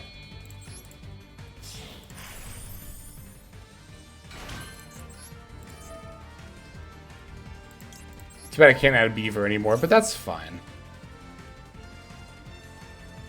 Yeah, they'd kind of have to draw the nuts. I'm probably overthinking this, but... Alright, Caddy F. Sure. Why not? Right there. Can never stand a Melfi Spright. To be fair, this isn't... I wouldn't call this Melfi Spright. We're only playing 2 Melfi's cards in the main and 1 in the extra. I think you gotta at least be playing Wally to qualify your deck to be Melfi Spright. Banish this card from the graveyard. Okay, they're trying to summon Trap Trick Sarah. I think I just have to negate this. If they top deck the trap card, yeah. Hopefully this isn't bait. I feel like it might be.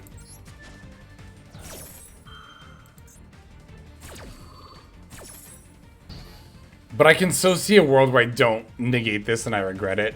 Because they just set a card here. Yes. Okay, I'm very glad I negated that.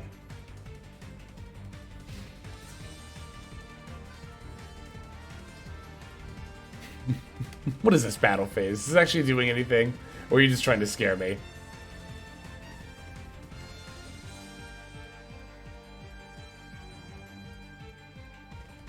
To let Sarah establish just a waterfall of pluses, exactly.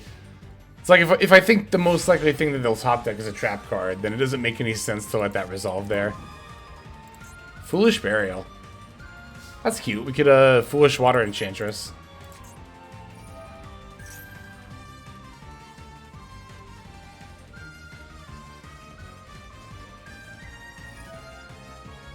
Ugh, again? Okay, this one is definitely... I think I just have to negate this one too, actually. Because again... Because the thing about Carrot is that Carrot doesn't negate the activation. It just negates the effect. If Carrot negated the activation, then I would be totally fine letting Sarah get summoned. But if Sarah summoned and they activate a trap card, if I still Carrot it, then they're still going to get the Sarah effect. So I think I still use Carrot here, honestly. Like, this looks weird, but I think this is right. It might not even look weird. It feels a little weird to do, but...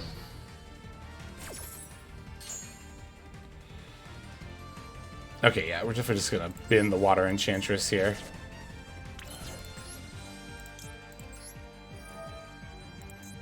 Although I think Griffin Rider's in my graveyard, yeah? It is. That's fine. We'll get this anyway. Can maybe bounce this?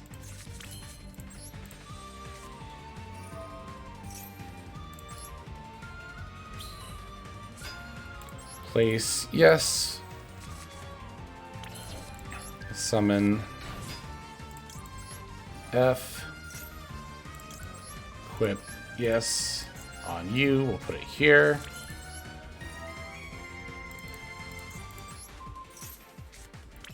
Alright.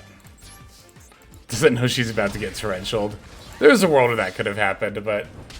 Whew! That was a really, really good game. GG's, Shiv Fox. Holy shit, that was an insane duel. That was so good. Very, very good game. Very good game all around. Thank you. Thank you for playing my game. Well, it's not mine, but thank you for playing in a game with me, I suppose. Marky. I think I've seen this name around before, so let's hop in the table. Yeah, that was a great duel. I like playing against Trap Tricks. I tend to have good games against Trap Tricks.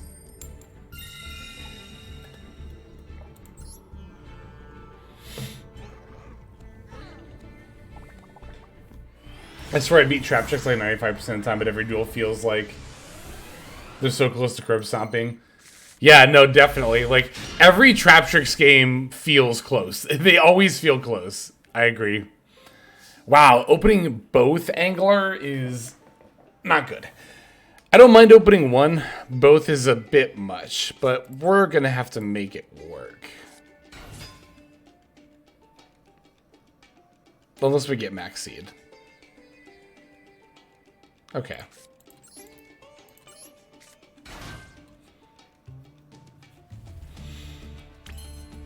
Nothing yet. Because normally I would just go for Sprint here. But that's obviously not very feasible. I guess I'll just go for Gigantic then. It's gonna be like an old school Spright turn 1 play. He do in fact be angling. Do in fact be angling.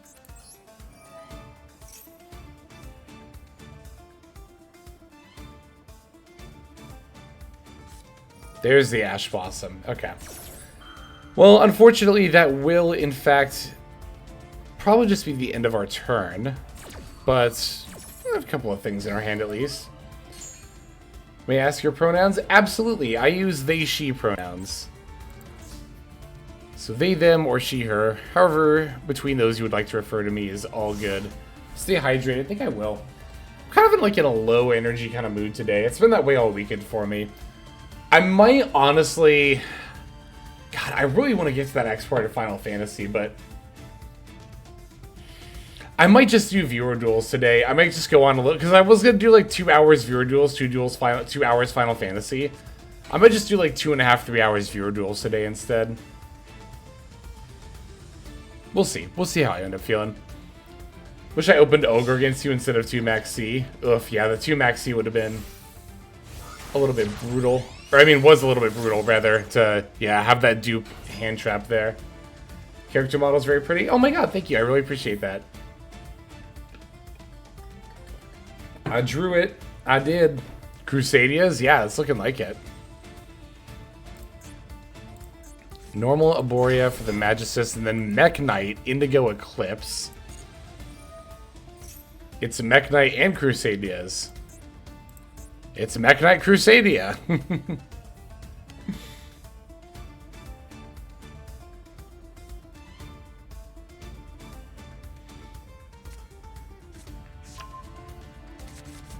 Okay, what was that again? It was Crusadia Maximus. I kind of don't want to use this. Because... What does this do again? Yeah, I think I'm fine. I think I'm just going to use the other one instead.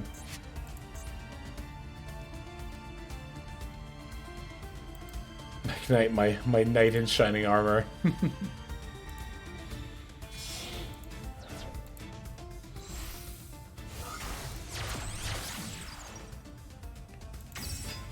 Ooh, it's the cool looking one, Morningstar.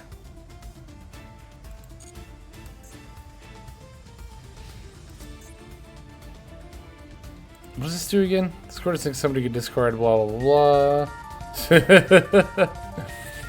A different column, your monster cannot be destroyed by battle and you take no damage. Got it, okay.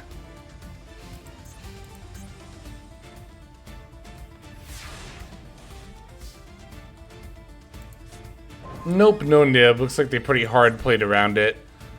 That's all good. Let's see what we got here. We do have this. And possibly some plays. Let's see what ends up happening. Okay. So Jet coming down. Yeah, very, very good top deck there.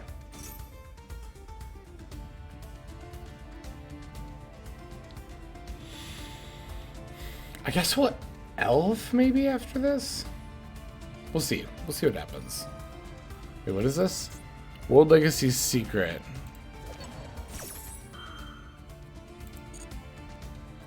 Target one level 5 hard monster graveyard special. This card leaves the field. Negate any monster effects in the same column as a Mech Knight monster you control. Ah, I see. So this column and this column are no-goes for effects. That does unfortunately include my other EMZ. So I think we are going to have to do it with Gigantic. Gigantic into blue. Let me think about this for a second. Oh, I'm not too locked, am I? I don't think I am. So let's just do it that way. Just use this as our pilot. Well, I could actually I could just battle into this, right? So then boom. Yeah, we're not too locked. So I'll just use Soul Sweeper.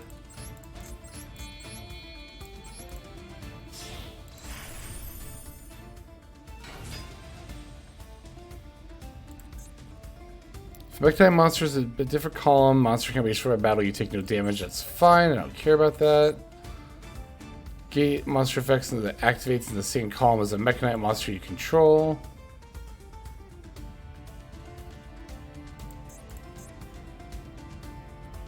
You target a Mech-Knight monster you control, move it to another zone. Max C. Okay, that's fine.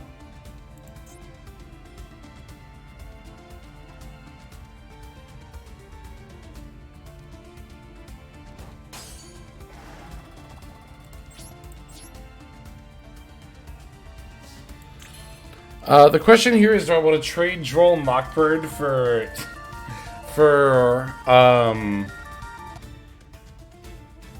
do I want to trade Droll Mockbird for one draw? I think the answer is no.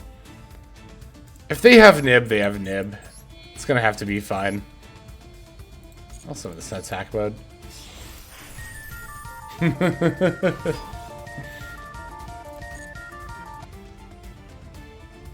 Maybe. Okay.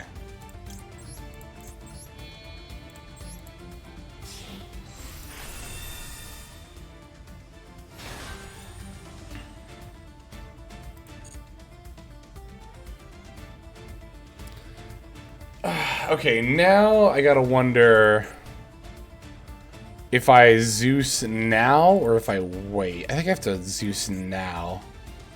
Mostly because of this.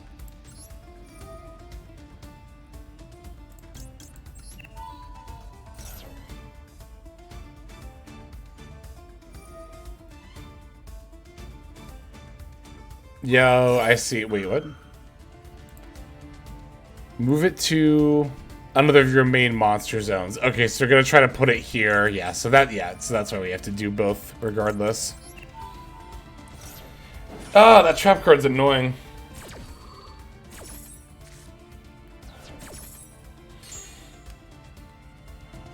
Yeah, it's gonna have to be fun. Shenging as well, so one of the group bandit. Oh, you're doing like a custom band list kind of a thing?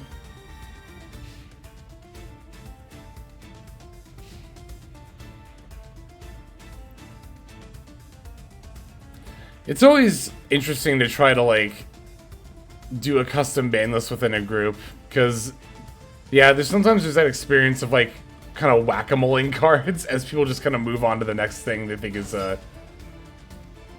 most broken. Okay, Girisu. What's up, Depression? Hope you are doing well.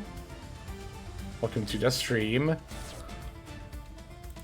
Girisu sending the World Crown. Okay. I feel like this is a repeat of last game.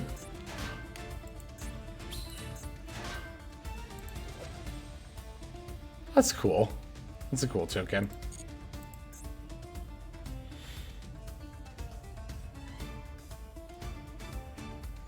Is this a repeat of last game? Last game was against Traptrix, wasn't it? unlimited lobbies so we can see old metas come back. Unlimited I would be down to do that if you didn't have to craft all the old cards. Like, you still have to use craft points on them. Otherwise, I'd be totally down for that.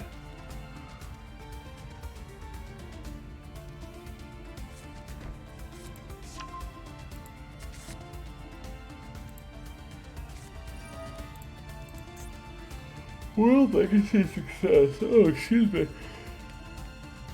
Ooh, oh my goodness. Sorry about that. Oh yeah, one thing I did work on yesterday was I got games for Branded Despia and Labyrinth. So I will actually be covering deck profiles for those next week. I'll record those videos tomorrow, I believe.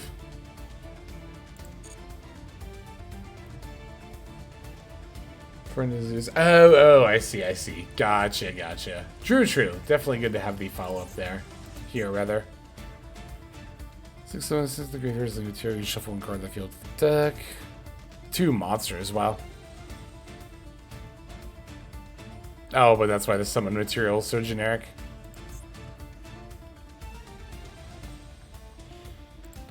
Lab game's crazy. Yeah, those are 2 decks where, like, I'm always really scared to post deck profiles for those because I just know the games are probably going to be riddled with misplays. Because I think of all the like current meta relevant decks in Master Duel, I think Despia and Lab are probably the 2 I'm the worst at.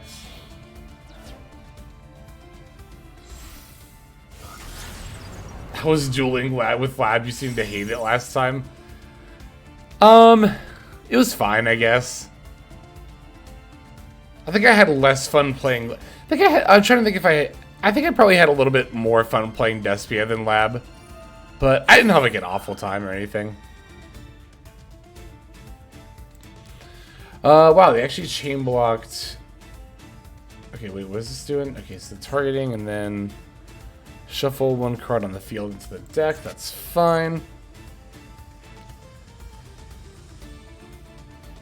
Yeah, exactly. But, well, playing both decks is all about setting up your resource loop. So, with both decks, you gotta play, like, you know, not just for the current turn, but for the turn after that, and probably for the turn after that as well. And those styles of decks are, like, really punishing if you make minor misplays. Because it probably means that you lose out on later advantage, and then it just becomes a lot harder to catch up. If you can at all.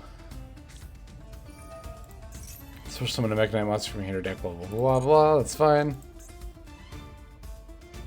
Can't switch summon except Mech Knight monsters, got it, okay.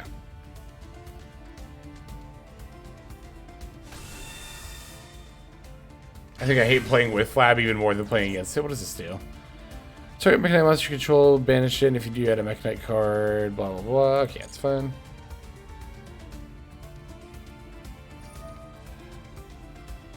I think a lot of the time a lot of that comes down to like, hang on, what does this say? You tribute 1 Mech Knight monster you control. Target a Mech Knight monster you control, banish it, and if you do, add 1 Mech Knight monster from your deck to your hand. I'm gonna nib now, because then that'll tribute this and it won't banish, it won't get to add. I think that's right.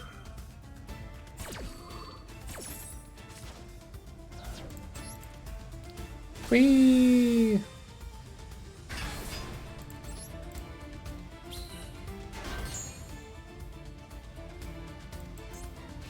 Okay, cool. Good, really good. Oh, God. I was gonna say, come on, literally any level 2 monster. Literally any level 2 monster. But alas, we did not draw a monster with a level of 2. But thankfully, we can battle over this token. Nibiru, punch.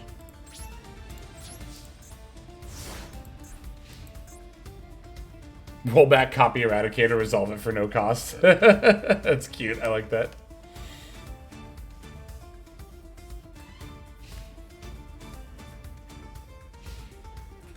I think the idea is that Nibiru is the meteorite, and the token is the primal being. Well, no, the card is called Nibiru the Primal Being, which would imply that Nibiru is the thing inside the meteor. I don't know. That's interesting.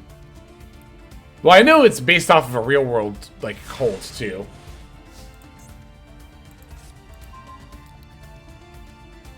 There's a level 2 monster. But now they have a face-down card. It's like, do I really want to risk? I don't think I do. I think I just punch here again. I can just special this during the end phase. Yep.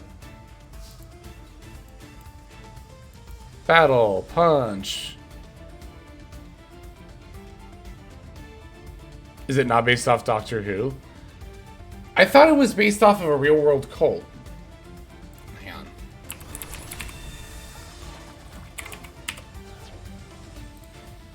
No, it's not going to be on the database. It'll be on the wiki.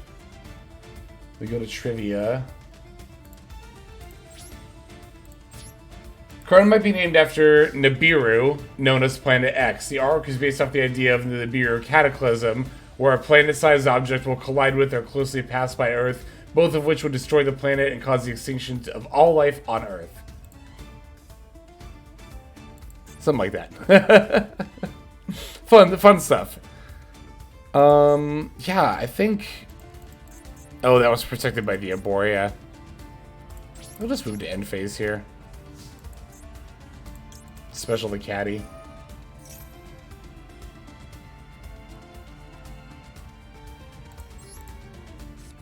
Nibiru coming down, the Angie Rock Boy. So Angie. This Rock Boy is so fucking Angie.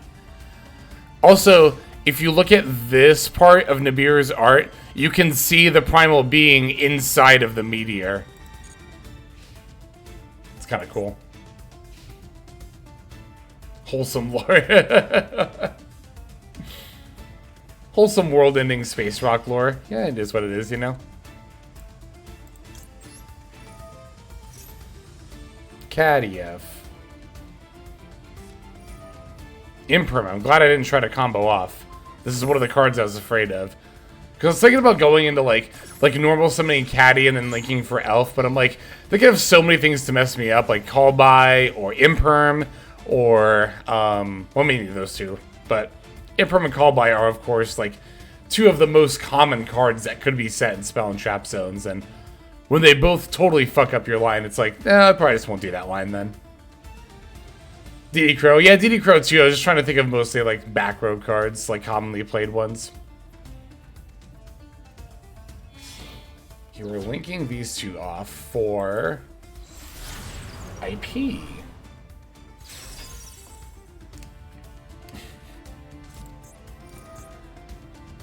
Turn a monster in your graveyard, summon it to a link zone. No, not this guy.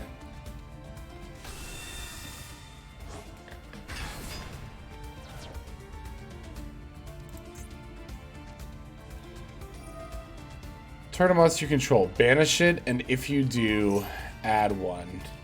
So if I negate this, it'll stay on the field. They're battling over my caddy anyway. I really don't want them to add more Mech Knights here.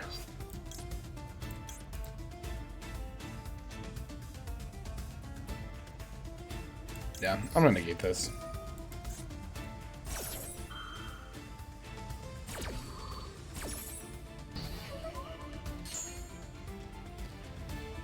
Ah, 8 turns already.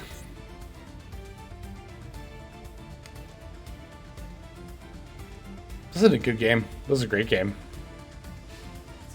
Okay, yep, moving to battle phase. We lose the caddy. Unfortunate, but it'll have to be fine. Next turn they can banish to add, or they could IP into Unicorn. They're both a bit scary. Both ideas are a little bit scary. Let's see what we top deck here. Starter would be great. That's definitely not bad either. Is it good though? It's not bad, but is it good? I think it is good.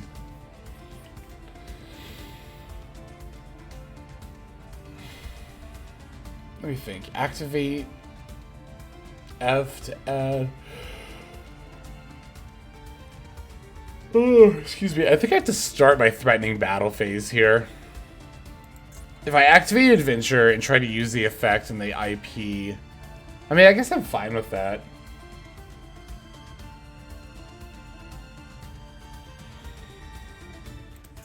Two more cards in the same column.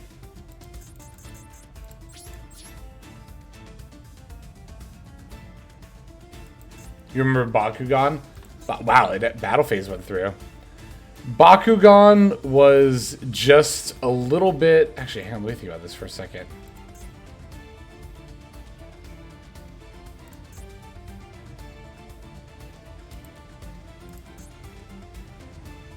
Quick effect can target a Mechanic monster. Yeah, fuck it, I'm just gonna battle this thing. Bakugan was like a little bit... I don't know, it wasn't really after my time. I guess I was in the target age demographic. When did Bakugan come out, actually? I might have been a little bit... Well, that's the thing. It's like I say a little bit too old, but it's like, fuck, I'm probably quote-unquote a little bit too old to be playing Yu-Gi-Oh, right? Okay, what did they add? Girisu? Came out in 2007. So I was, what, 14? Yeah. Yeah, you know what? I was, around that time, I was trying to act a little bit too cool for Yu-Gi-Oh! Like, I didn't tell people at school that I played. That's probably why I didn't get into Bakugan. Although I was kind of hit or miss with that kind of stuff, even when I was in the age bracket. Jesus Christ, you're old. Thanks. Nah.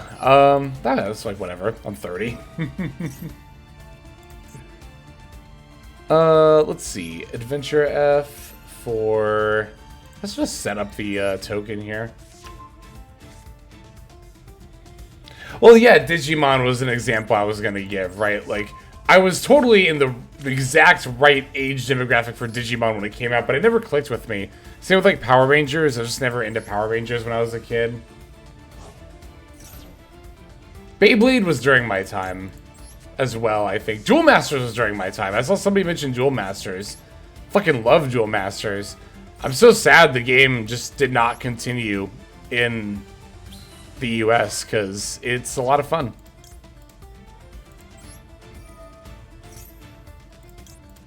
Yeah, Duel Masters. I had a like a red-black aggro deck, and I had like a blue-green ramp deck. They were both a lot of... I had a mono-blue deck too, where I evolved into the like Crystal Lancer, I think it was called. It's good.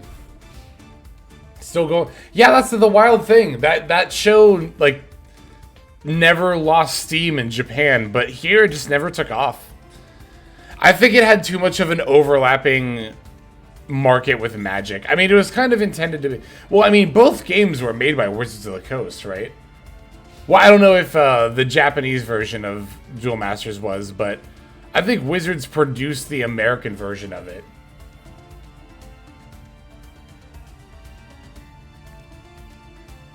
Maybe in 10 years. I mean, I don't think people who are 40 are old. I feel like 60 is the first age where I kind of think like, okay, you're kind of old. Right? Because even like 50, you're still like, you know. Okay, I'm going to droll here. Just finally use this.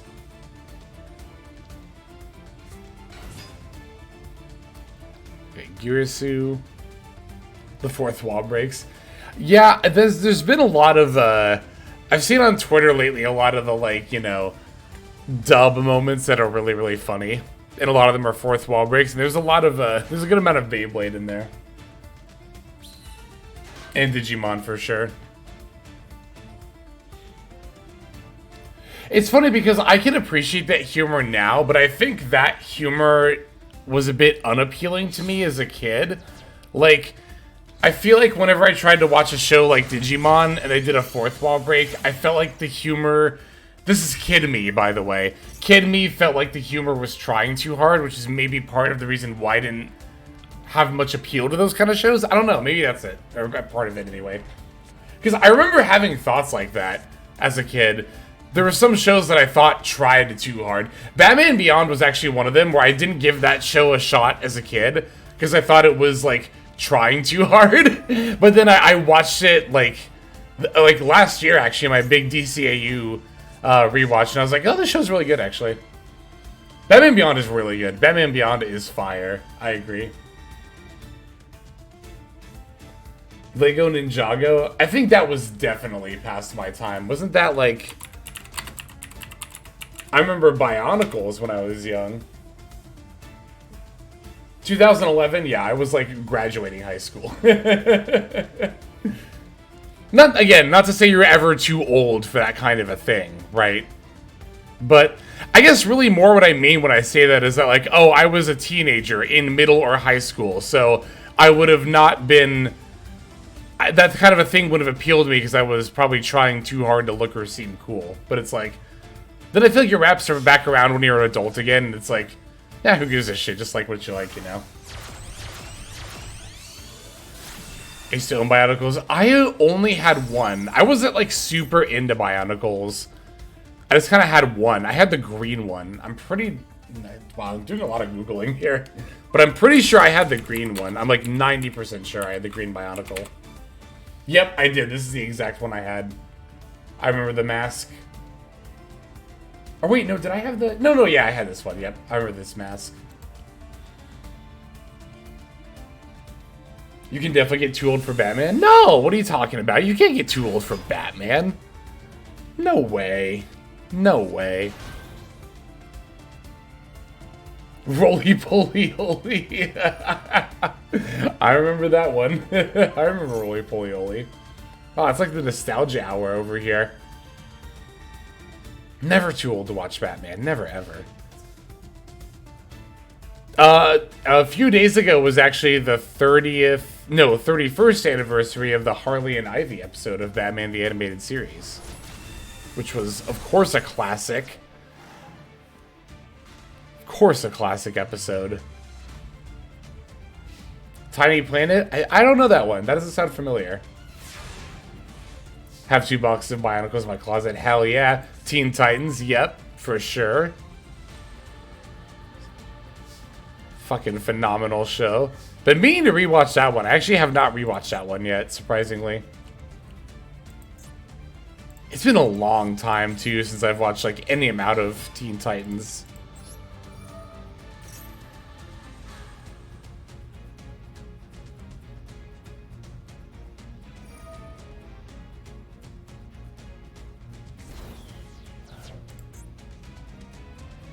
Oh yeah, this thing negates. I always forget about that.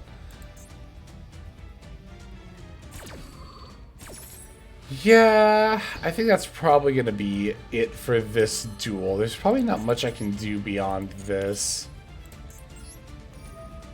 Because it's just adding and then discarding Griffin right here.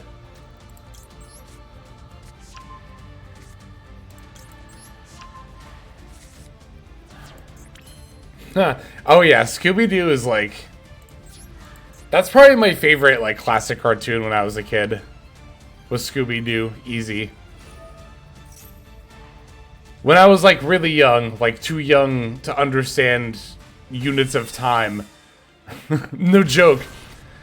My parents would explain things in like units of Scooby-Doo's, right?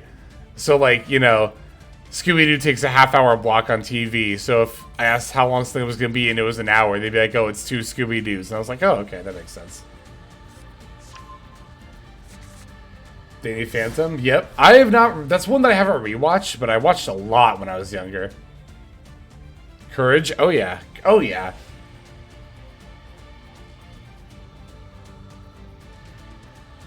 Wait, what's the meme? It's like, you know... It's weird that the best cartoons in my life were both about... whatever. 2 of my favorite cartoons were about, like, cartoon dogs getting terrified by monsters.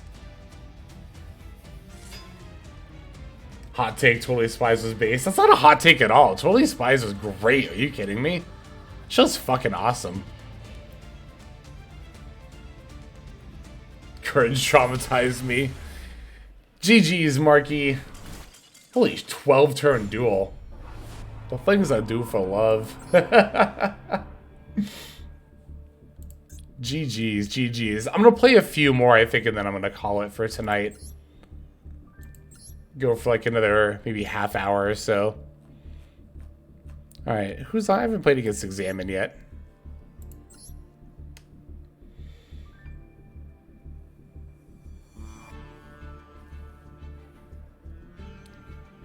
Tom and Jerry. Can I get a second duel? I'm gonna try to duel people who haven't had a shot. But if there's nobody else in the room who I haven't dueled yet, then yeah, we can definitely do some rematches for sure. Good luck, Examine, to you as well.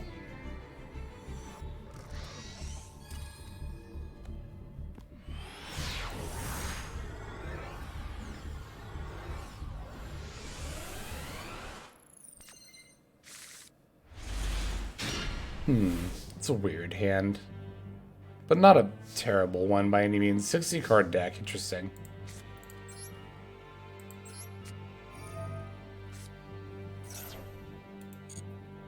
Alright, we got the right.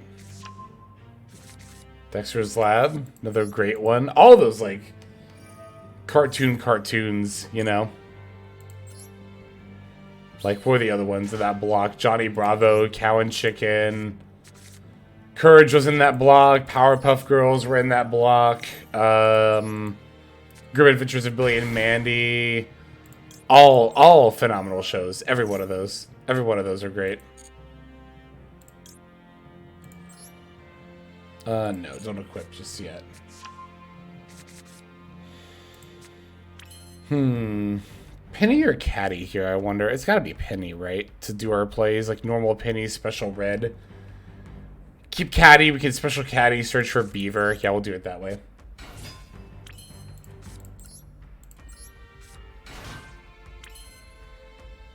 Did anyone even like Ren and Stimpy? No, I sure did not. Not when I was a kid.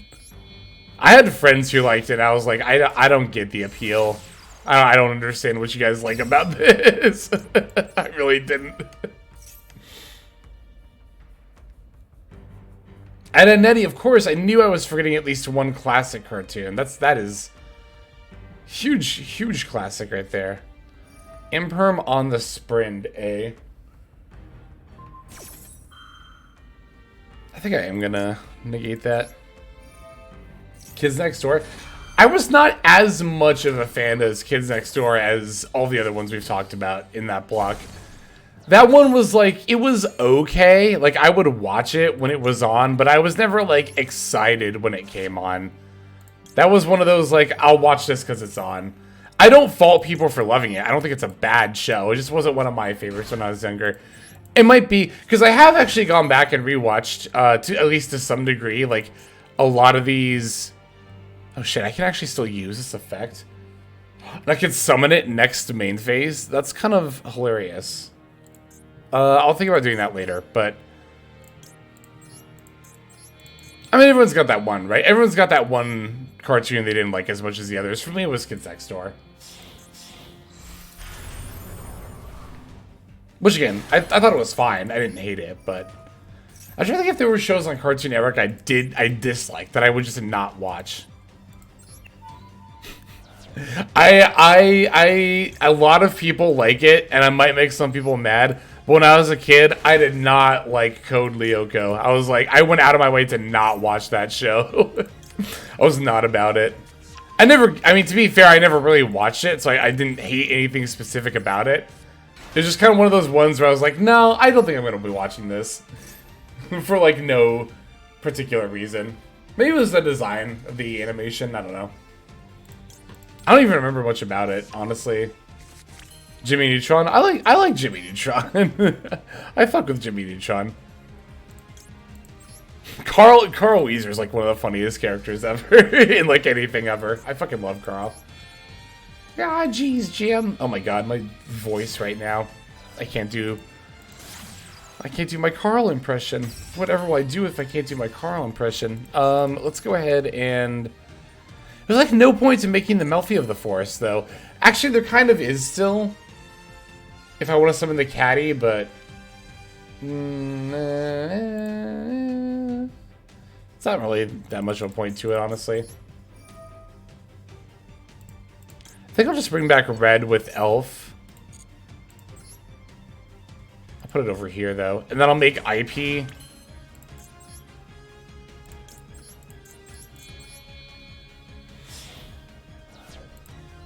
Oh, yeah, I see the Nickelodeon cartoons going out here. I liked Avatar a lot. I watched it as a kid. I haven't rewatched it, but I've been meaning to. I haven't watched Korra, but I've been meaning to as well. SpongeBob's a classic. I mean, SpongeBob's just gonna be my favorite, right? Like, SpongeBob's a classic. Fairly Odd Parents is like, it started off fine, but then like, even as a kid, I like just fell off of it just because I was like, no, there's like a dog and a fucking baby, whatever. And then, what else was there on Nickelodeon for cartoons? Jimmy Neutron was like, it was fine, yeah. I mean, Jimmy Neutron's better than fine, it was good. Excuse me. Jimmy's mom has got it going on. I'm actually not going to summon Caddy here, because I can summon... Yeah, I can summon Griffin Rider and have an Omni. And this... The penny is already gone, so... This would only be adding Nimble Beaver.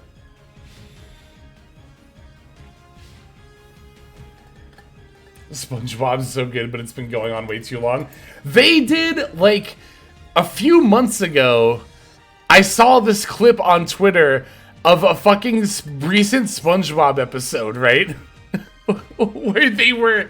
Hang on. They're Sarnier targeting Spright Blue.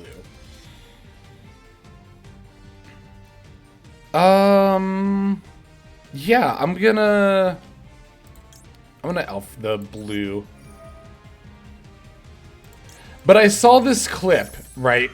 From a recent SpongeBob episode, and they had a Bubble Bass dressed up as fucking Doug Walker. They did a Nostalgia Critic reference in SpongeBob, and I was like, God damn, is that where we're at, like, with culture? I don't even think that's, like, necessarily bad. I was just kind of, like, floored that, like, holy shit, internet culture has fucking wrapped back around and is getting referenced in mainstream culture now. Like, it was 100% a reference, because it was Doug Walker's suit and everything. It was 100%, and it was, yeah, it was something else. I was like, this is kind of interesting, if nothing else.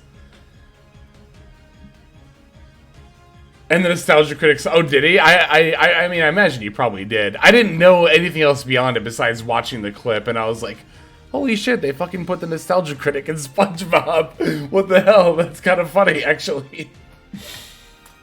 Oh. The newest Scooby-Doo iteration.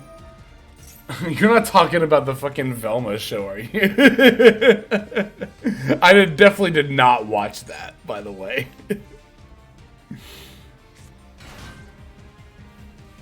Good shows must end. I agree.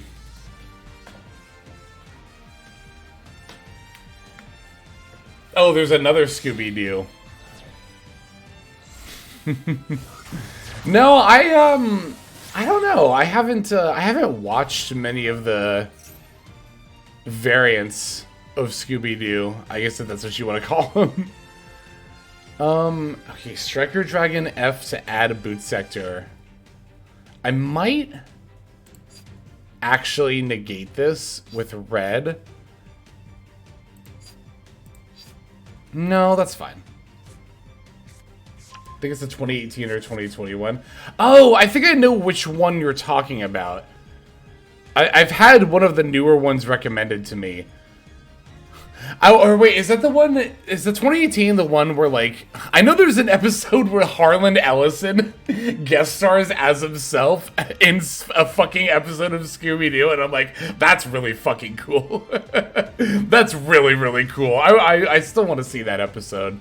Because I mean, Harlan Ellison, you know, of course, classic author, I Have No Mouth and I Must Scream. So for him to be in fucking Scooby-Doo is kind of awesome. I want to see that episode. Phineas and Ferb. Phineas and Ferb is one of those that I didn't watch very much, but I will say, whenever I did watch it, I was like, this is good. I totally get why people love this. Like, 100% deserved.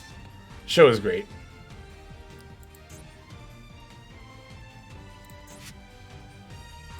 But I think that one was also, like, I was probably in middle or high school. But I remember being in high school and people in high school being like, oh, Phineas and Ferb is really good. Yeah, 2007, I would have been 14, so... Would have been, like, just entering high school. But again, I have memories of people in high school being like, yeah, Phineas and Ferb is really fucking good.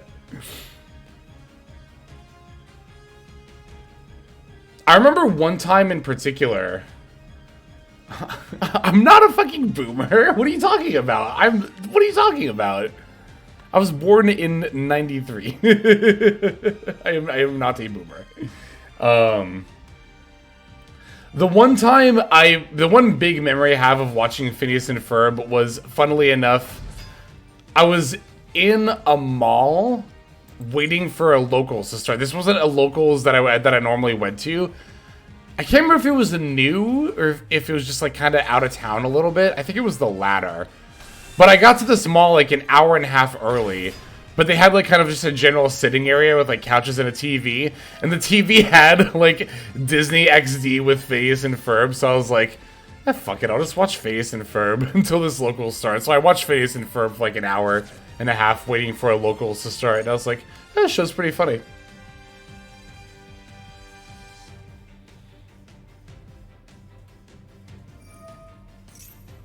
Okay, Saranir, I'm definitely going to...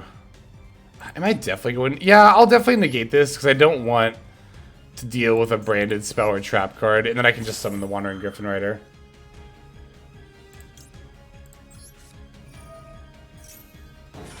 No, Imperm Column.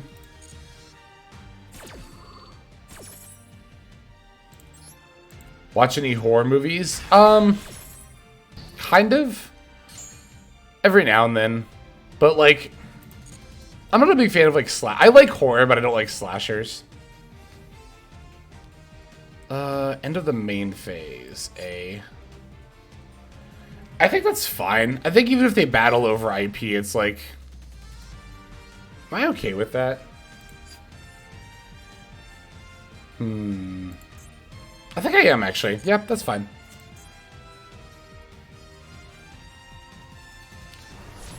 The battling over Carrot. That's fine, too. That's actually also fine.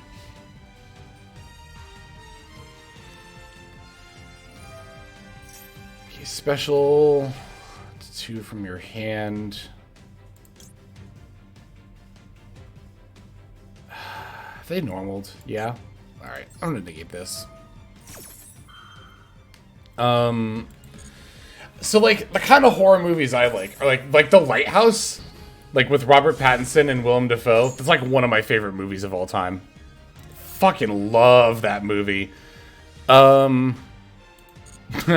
liked Skinamarink. I understand why a lot of people did... I completely understand why a lot of people did not like Skinamarink. I loved it. That's exactly what the kind of shit I'm into, but... People who say, like, nothing happened in that movie. It's like... You're missing the point, but you're also at the same time, like, not 100% wrong. Like, I understand why people have that opinion about that movie. They're kind of right, but, like, obviously there's more to it than that, but... It Follows, that's another good one. Ah, God, that's one of those movies I've only seen one time, but I still think about it. Like, I need to watch it again.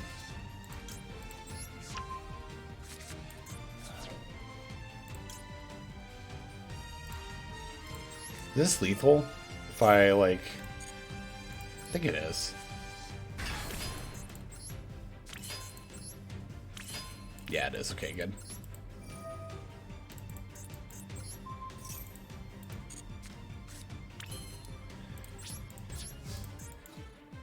Okay. Whew. I think we got it. Watch any Japanese horror movies? Not really. Not because I don't want to, but just haven't dabbled. Willem Dafoe's performance in Boondock Saints. GG's Examine. I haven't watched Boondock Saints. Obviously, I know it's a classic. I have not seen a lot of movies. I'm not a huge movie person. It's not necessarily that I dislike them. I just don't watch a lot of them. I just don't have a patience a lot of the time. Elementia, I don't think we've played against you yet. Well, it's not even that I don't have patience. I mean, that's kind of it. I have to be in the right mood to want to watch a movie. I really have to be in the right mood. It's like, it's funny because I'll consume these long form YouTube videos, but it's so much easier to pause a YouTube video in the middle, you know, one that's like multiple hours long, and then pick it back up as opposed to a movie. Like if I'm watching a film, I want to watch it start to finish. But a lot of the time I don't want to sit down for like an hour and a half to 2 hours at a time and do that, if that makes any sense. It's not even just that. I don't know, it's kind of hard to explain. Maybe some of you get it though. I'm sure you do. Getting into Doctor Who, it's great. So another thing that I'm kind of bad about is like getting into TV shows. I think another factor for both TV shows and movies for me is like I always want to watch it with somebody. It's really hard for me to get into, especially a TV show. It's really hard for me to get into a whole TV show by myself. Like Doctor Who is actually a great example where I had a friend who like we sat down and watched like the whole season with Christopher Eccleston, I think. It was like the first season of the reboot. When, funnily enough, yeah, that's what we watched. We didn't even watch any of like David Tennant shit or anything. But I loved it. I fucking ate it up. I thought it was great. But I just never picked it back up because we never really like hung out and watched more. Well, I hung out with that friend afterward. We just never like had a day where we sat down and watched Doctor Who, you know? So...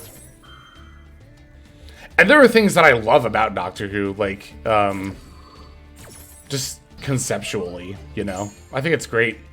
The exact same... I've talked about this before, I know, on stream at least once, but the exact same thing happened to me with Breaking Bad, too, where a friend was like, you've never seen Breaking Bad? We sat down, watched the first season, I was like, this is super fucking cool. But I haven't hung out with that friend...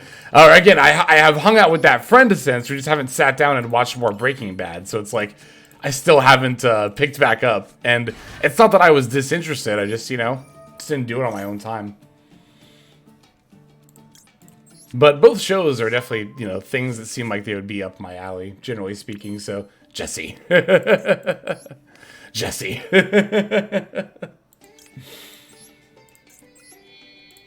I'll use the token as a material here, because I'm not going to do the adventure setup anyway, so it's like I might as well.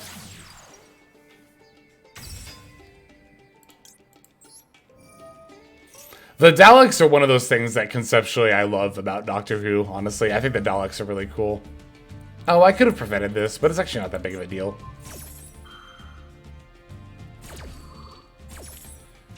Brooklyn Nine-Nine, yeah, I watched quite a few seasons of that before I stopped. Why did I stop watching that? That's another show I would watch with friends, actually. I don't know why we stopped watching that. It's a good show. It's a great show. I watched quite a bit of it. I don't know if it's still airing. I don't know how much quite a bit of it is, but...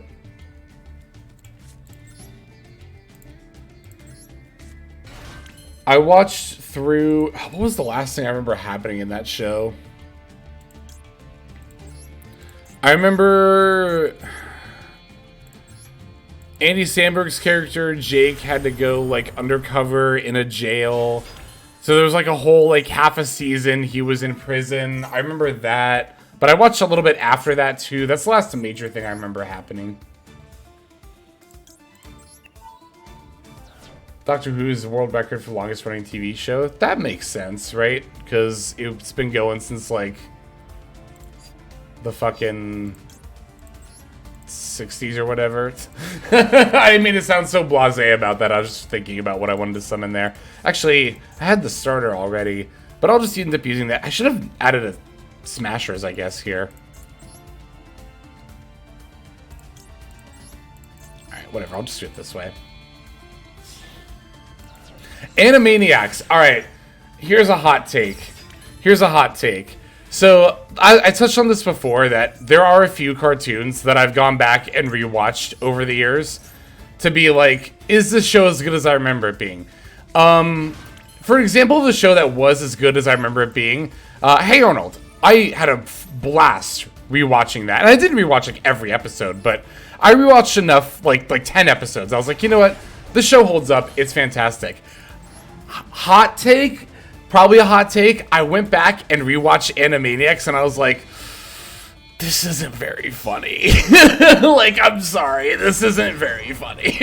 Like, it wasn't bad. I was just kind of bored. I'm not gonna lie. And I'm not even talking about the reboot. I'm talking about the classic too. It's probably just a taste thing. It might just be me. Maybe I should give the reboot a try. But like, yeah, this was like maybe 5 or so years ago. I went back and watched some Animaniacs, and I was like, I just didn't laugh. I don't know. I was just kind of like bored. I'm not gonna lie. Which, I mean, again, I think it's a taste thing. I'm not saying it's a bad show or anything like that. I have not watched the new Harold movie. I meant to do that when I was rewatching episodes, and I never did. Have you ever heard of the show called Ugly Americans? That doesn't sound familiar. Let me see if it looks familiar.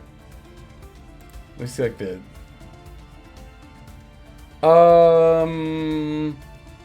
okay, yeah, this looks familiar. I've never seen it, but I recognize it. It was on Comedy Central.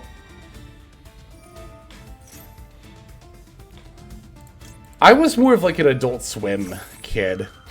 I don't know why I never watched Comedy Central much until I was like in high school. Well, I remember when I was younger, a lot of the reason I didn't watch it is because I was afraid of like, you know, my parents coming into the room being like, what are you watching? Being like, you know, getting in trouble or whatever. But, do I need to elf right this second?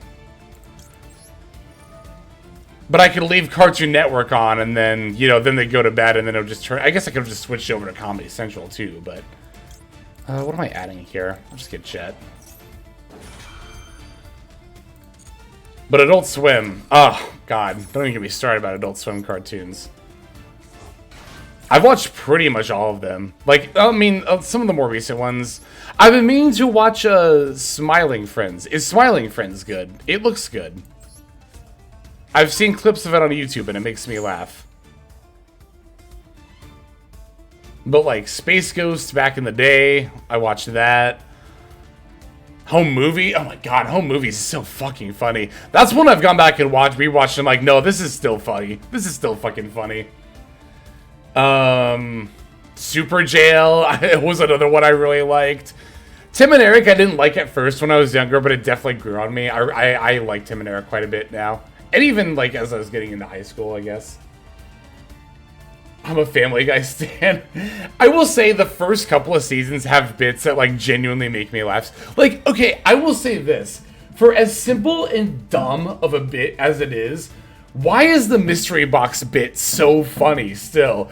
Like, I'll think of that bit and be like, the box is a box, but it could be anything. It could even be a boat. And I'm like, I'll laugh. And I'm like, why does that make me laugh? That's like genuinely funny. It's like, I don't know.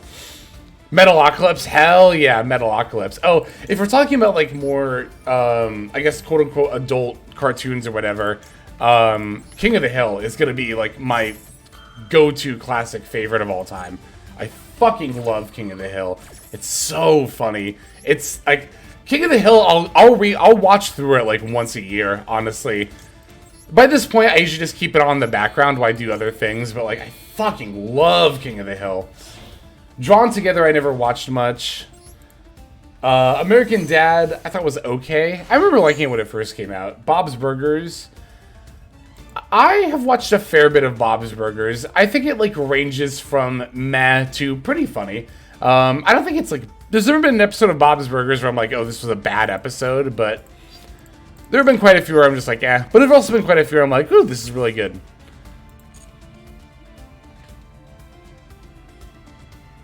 Bob's Christmas, the underground gay bar. I haven't watched that one. I should check that out. King of the Hill, I never really gave a chance. King of the Hill is like... I never gave it a chance when I was younger, either. It's like...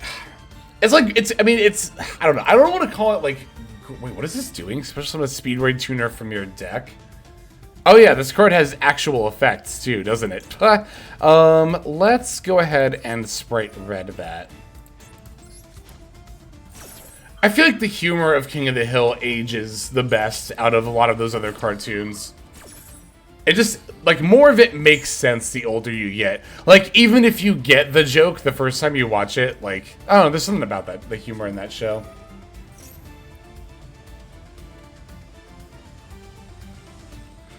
Car Turbo, what does this do? Special Summon, cannot activate, blah, blah, that's fine. If the now, Bobby, if those kids could read, they'd be very upset. I mean, it spawned so many memes too, right? Like, King of the Hill is just a classic show. Oh fuck! What does this card do again? To remain phase that you can immediately after this effect resolves. Blah blah blah blah blah blah blah blah blah blah blah. I'm gonna IP this. I've already used both of these, right? I haven't used Carrot. That's fine. I'm just gonna use IP anyway.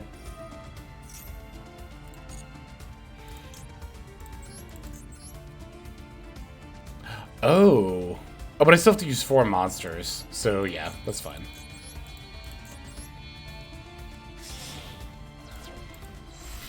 I've never played a Metal Gear Solid game, but I watched one of my previous roommates play through Revengeance, the really memey one with the senator.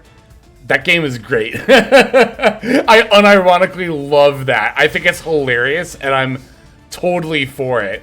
I know that's not the tone that all the other Metal Gear games have necessarily, but I was like, the game's a roller coaster. It's like, you know, at least me, when I'm watching, you know, my roommate play it, I'm like, this is so memey. How can I take any of this seriously? And then eventually you reach a point where you let go and you're like, ah, shit, I'm not supposed to take any of it seriously. And that is what enjoying it is all about. Then I understood. Alright. My sources, I made it the fuck up! Exactly. Japanese made a better president than the US. Oh fuck, what did I do? Add reveal ban. Why did I banish that? That was dumb because I was talking and not paying attention. It's fine. Okay, let me... How much damage do I have right now? 5,700? Alright, I'm gonna find some more real quick.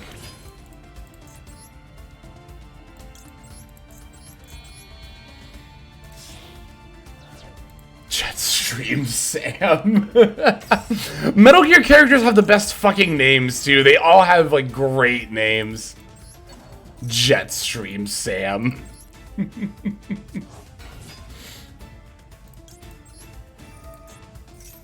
Moonison. And I mean, of course, the Senator is just a fucking classic, right? I'm pretty sure this is lethal. Surely it is.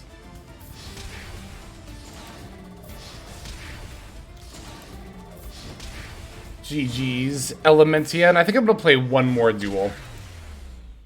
Because I'm getting a little tired, but I'm also having fun talking about shows and games and such. I miss Pamu from all this Metal Gear talk.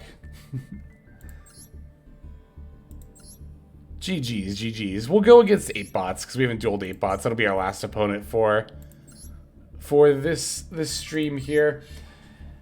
I want to get to Final Fantasy, but like, well, see, I should have just done this on Saturday because the thing is, I took Saturday off because my voice was feeling a little bit bleh. My voice is still feeling a little bit bleh, and I streamed anyway. But the thing is, Sunday nights I got stuff. Well, it's more that I have stuff to do early Monday. So if it was Saturday and it was this time, I'd be fine going on for another like hour and a half and doing some Final Fantasy, but well, it's fine. We'll just do it another time. Surprised you streamed anyhow. Yeah, it's like, I just, I don't know. I might need to just take some time off from streaming. Because it's 100% that's doing it to my voice. Well, it's that plus doing the videos.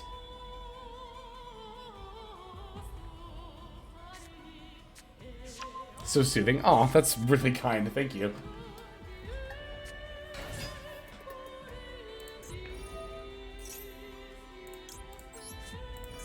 Yeah, if you're gonna Ash Boss them against Twin, I think you should do it against whatever live Twin they normal summon. Because if you do it against, like, Sunny Stitch or Secret Password, they can just have the stuff in hand anyway.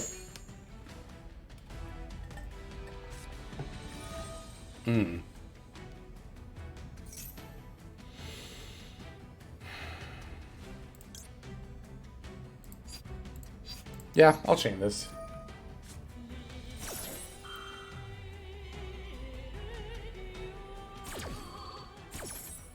I don't like having to use Maxi there, but I think it's fine. I don't care about any of these other cards.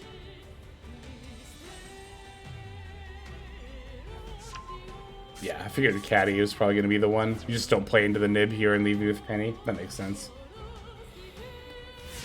Come on, Spright Monster. Come on, Turretop. Come on, a lot of things. That's not one of them. That is going to be a pass from me.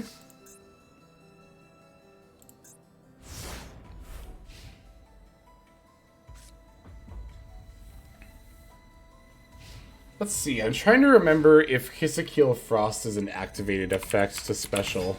Okay, normal summon Max C. I'm just going to Max C now anyway. But I want to look that up. Well, you know what? I always forget you can do this in-app too. You can go card info, you can go related cards, and it's like right here. Okay, so it's not an activated effect. Okay, what did they do? Ash Blossom, got it.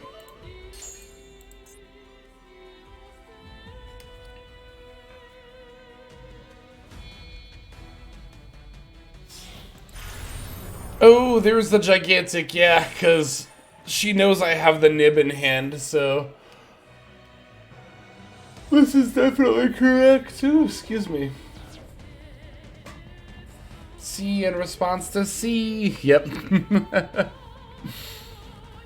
It is how Master Duel plays out a lot of the time, but as said before, you know, I'd rather have duel rooms with than without it, because it's like, again, if the idea is to test for ranked ladder, then we should simulate an environment as close to ranked ladder as possible.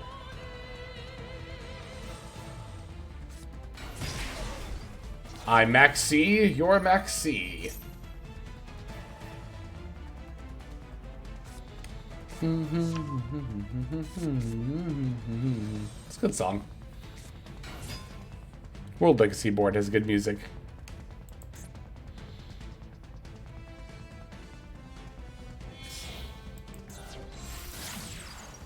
I still wish they had more songs for more of the boards. I understand why they don't, but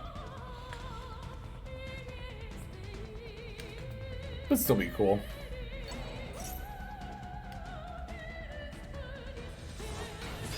I think my favorite lore is probably Vysis.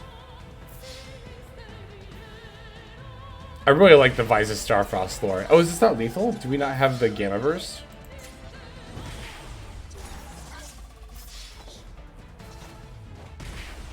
Okay. I might live. Excuse me. Nah, there's no shot. There's like no shot. What could I possibly top deck here? Yeah, I agree. Vysis lore is super cool.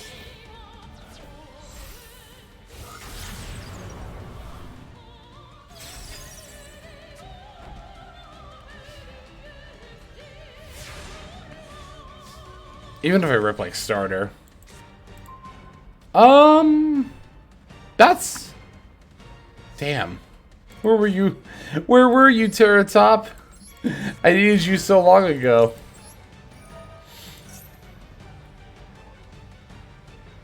Tried to watch the Branded lore and I gave up.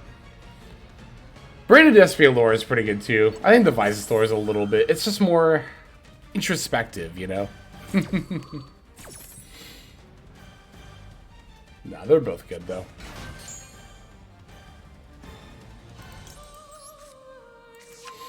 When you top the tear. Yeah, Sky Strikers did get a whole manga, didn't they? And now it's, Endymion lore is getting a manga, too. That's cool.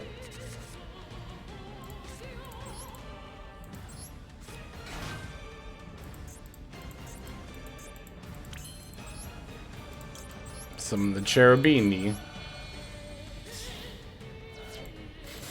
Ray's 13, I'm pretty sure. Isn't the start of the Sky Striker manga her 13th birthday? I think I read the first, like, 2 chapters of that. I actually did mean to read more of it. Same with the Structures manga. I meant to read more of that, too. Evangelion. Yeah, pretty much.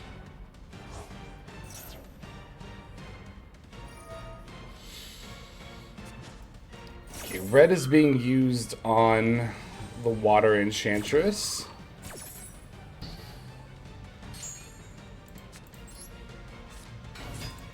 Good, normal summon Penny.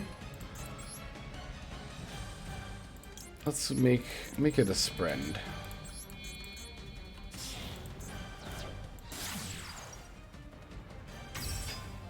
Alright, Sprend F. Alright, we'll send the Beaver, or the Angler rather, not the Beaver.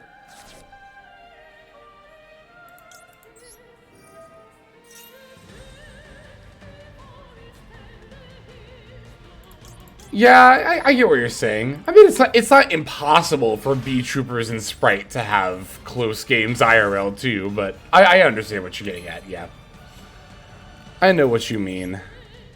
See, the thing that sucks here is I'm gonna make Gigantic. Well, I can make Elf first, but even if I make Elf first,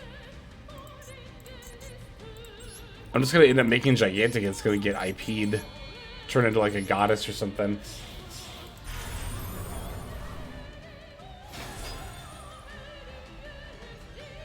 Yep.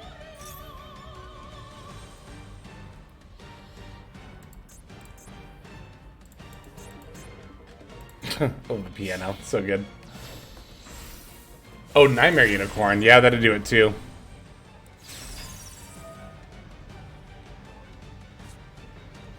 Omen's summoning animation is great. I 100% agree. Yep, with my last card being Nibiru, well, I guess we'll just pass and see what happens here. Slinfish, technically in defense mode, might still let us live. Maybe. Nah, probably not. I love that Terratop is secret Spright support, but boy does it feel wrong. It is a little weird, but it's really cool. I like it a lot. The cool thing, too, is that it doesn't even use your normal summon, right? So it's like, you don't even have to have a Spright monster like Red or Carrot that can special itself while you have the Cherubini. It could be any level 2 monster. It could be a vanilla level 2. And that's still enough to go into plays. It's so good. Plus the Angler, too. The Angler, discarding that off of Fateful Adventure. It's like I said, I've legit thought about going up to 3 Angler for that exact interaction. Like 3 Angler, 2 Adventure, just to like open that more often, or just have those cards in general more often. It's pretty good. It's pretty darn good.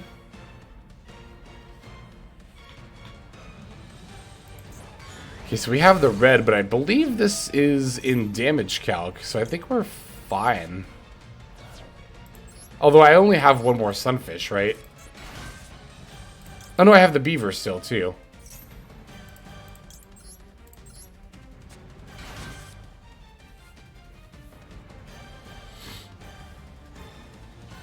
Could see 3 Angler, but 2 Adventure. Yeah, that one's probably a bit overkill. If we had the added bonus of being able to chain block with the Adventure effect, like you can in Prank Kids, then it would definitely be good to play multiple Adventure. Prank Kids played multiple Fateful Adventures sometimes because they could chain block the Prank Kids effects. Hey, we're at 300 still. I mean, there's no way we win this duel, but we're not dead.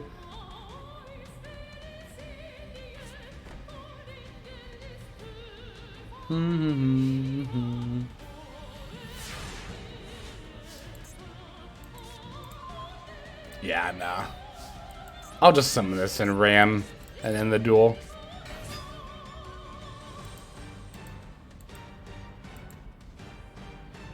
Although 8-bots might not know that. 8-bots might be like, shit, is this sort of another combo? Nah. Red during damage calc. Yeah, it's easy to forget that sometimes. But damage calc is only for effects that, you know, change stats or spell speed 3. Or unless the effect also specifically states even during damage calculation, which some effects do. Yu-Gi-Oh's complicated.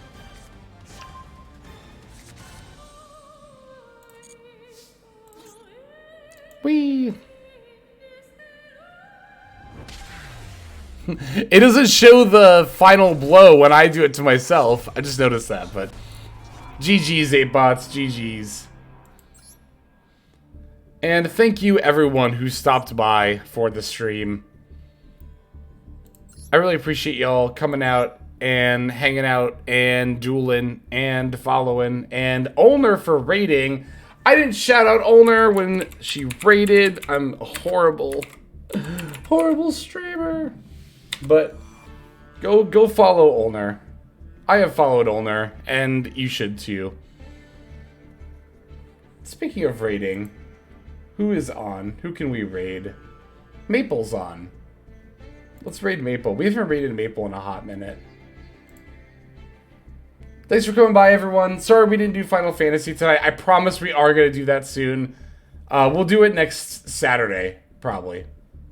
We'll definitely do it next week. It'll probably be on Saturday, is what I mean. So, okay. See you, everyone. Bye.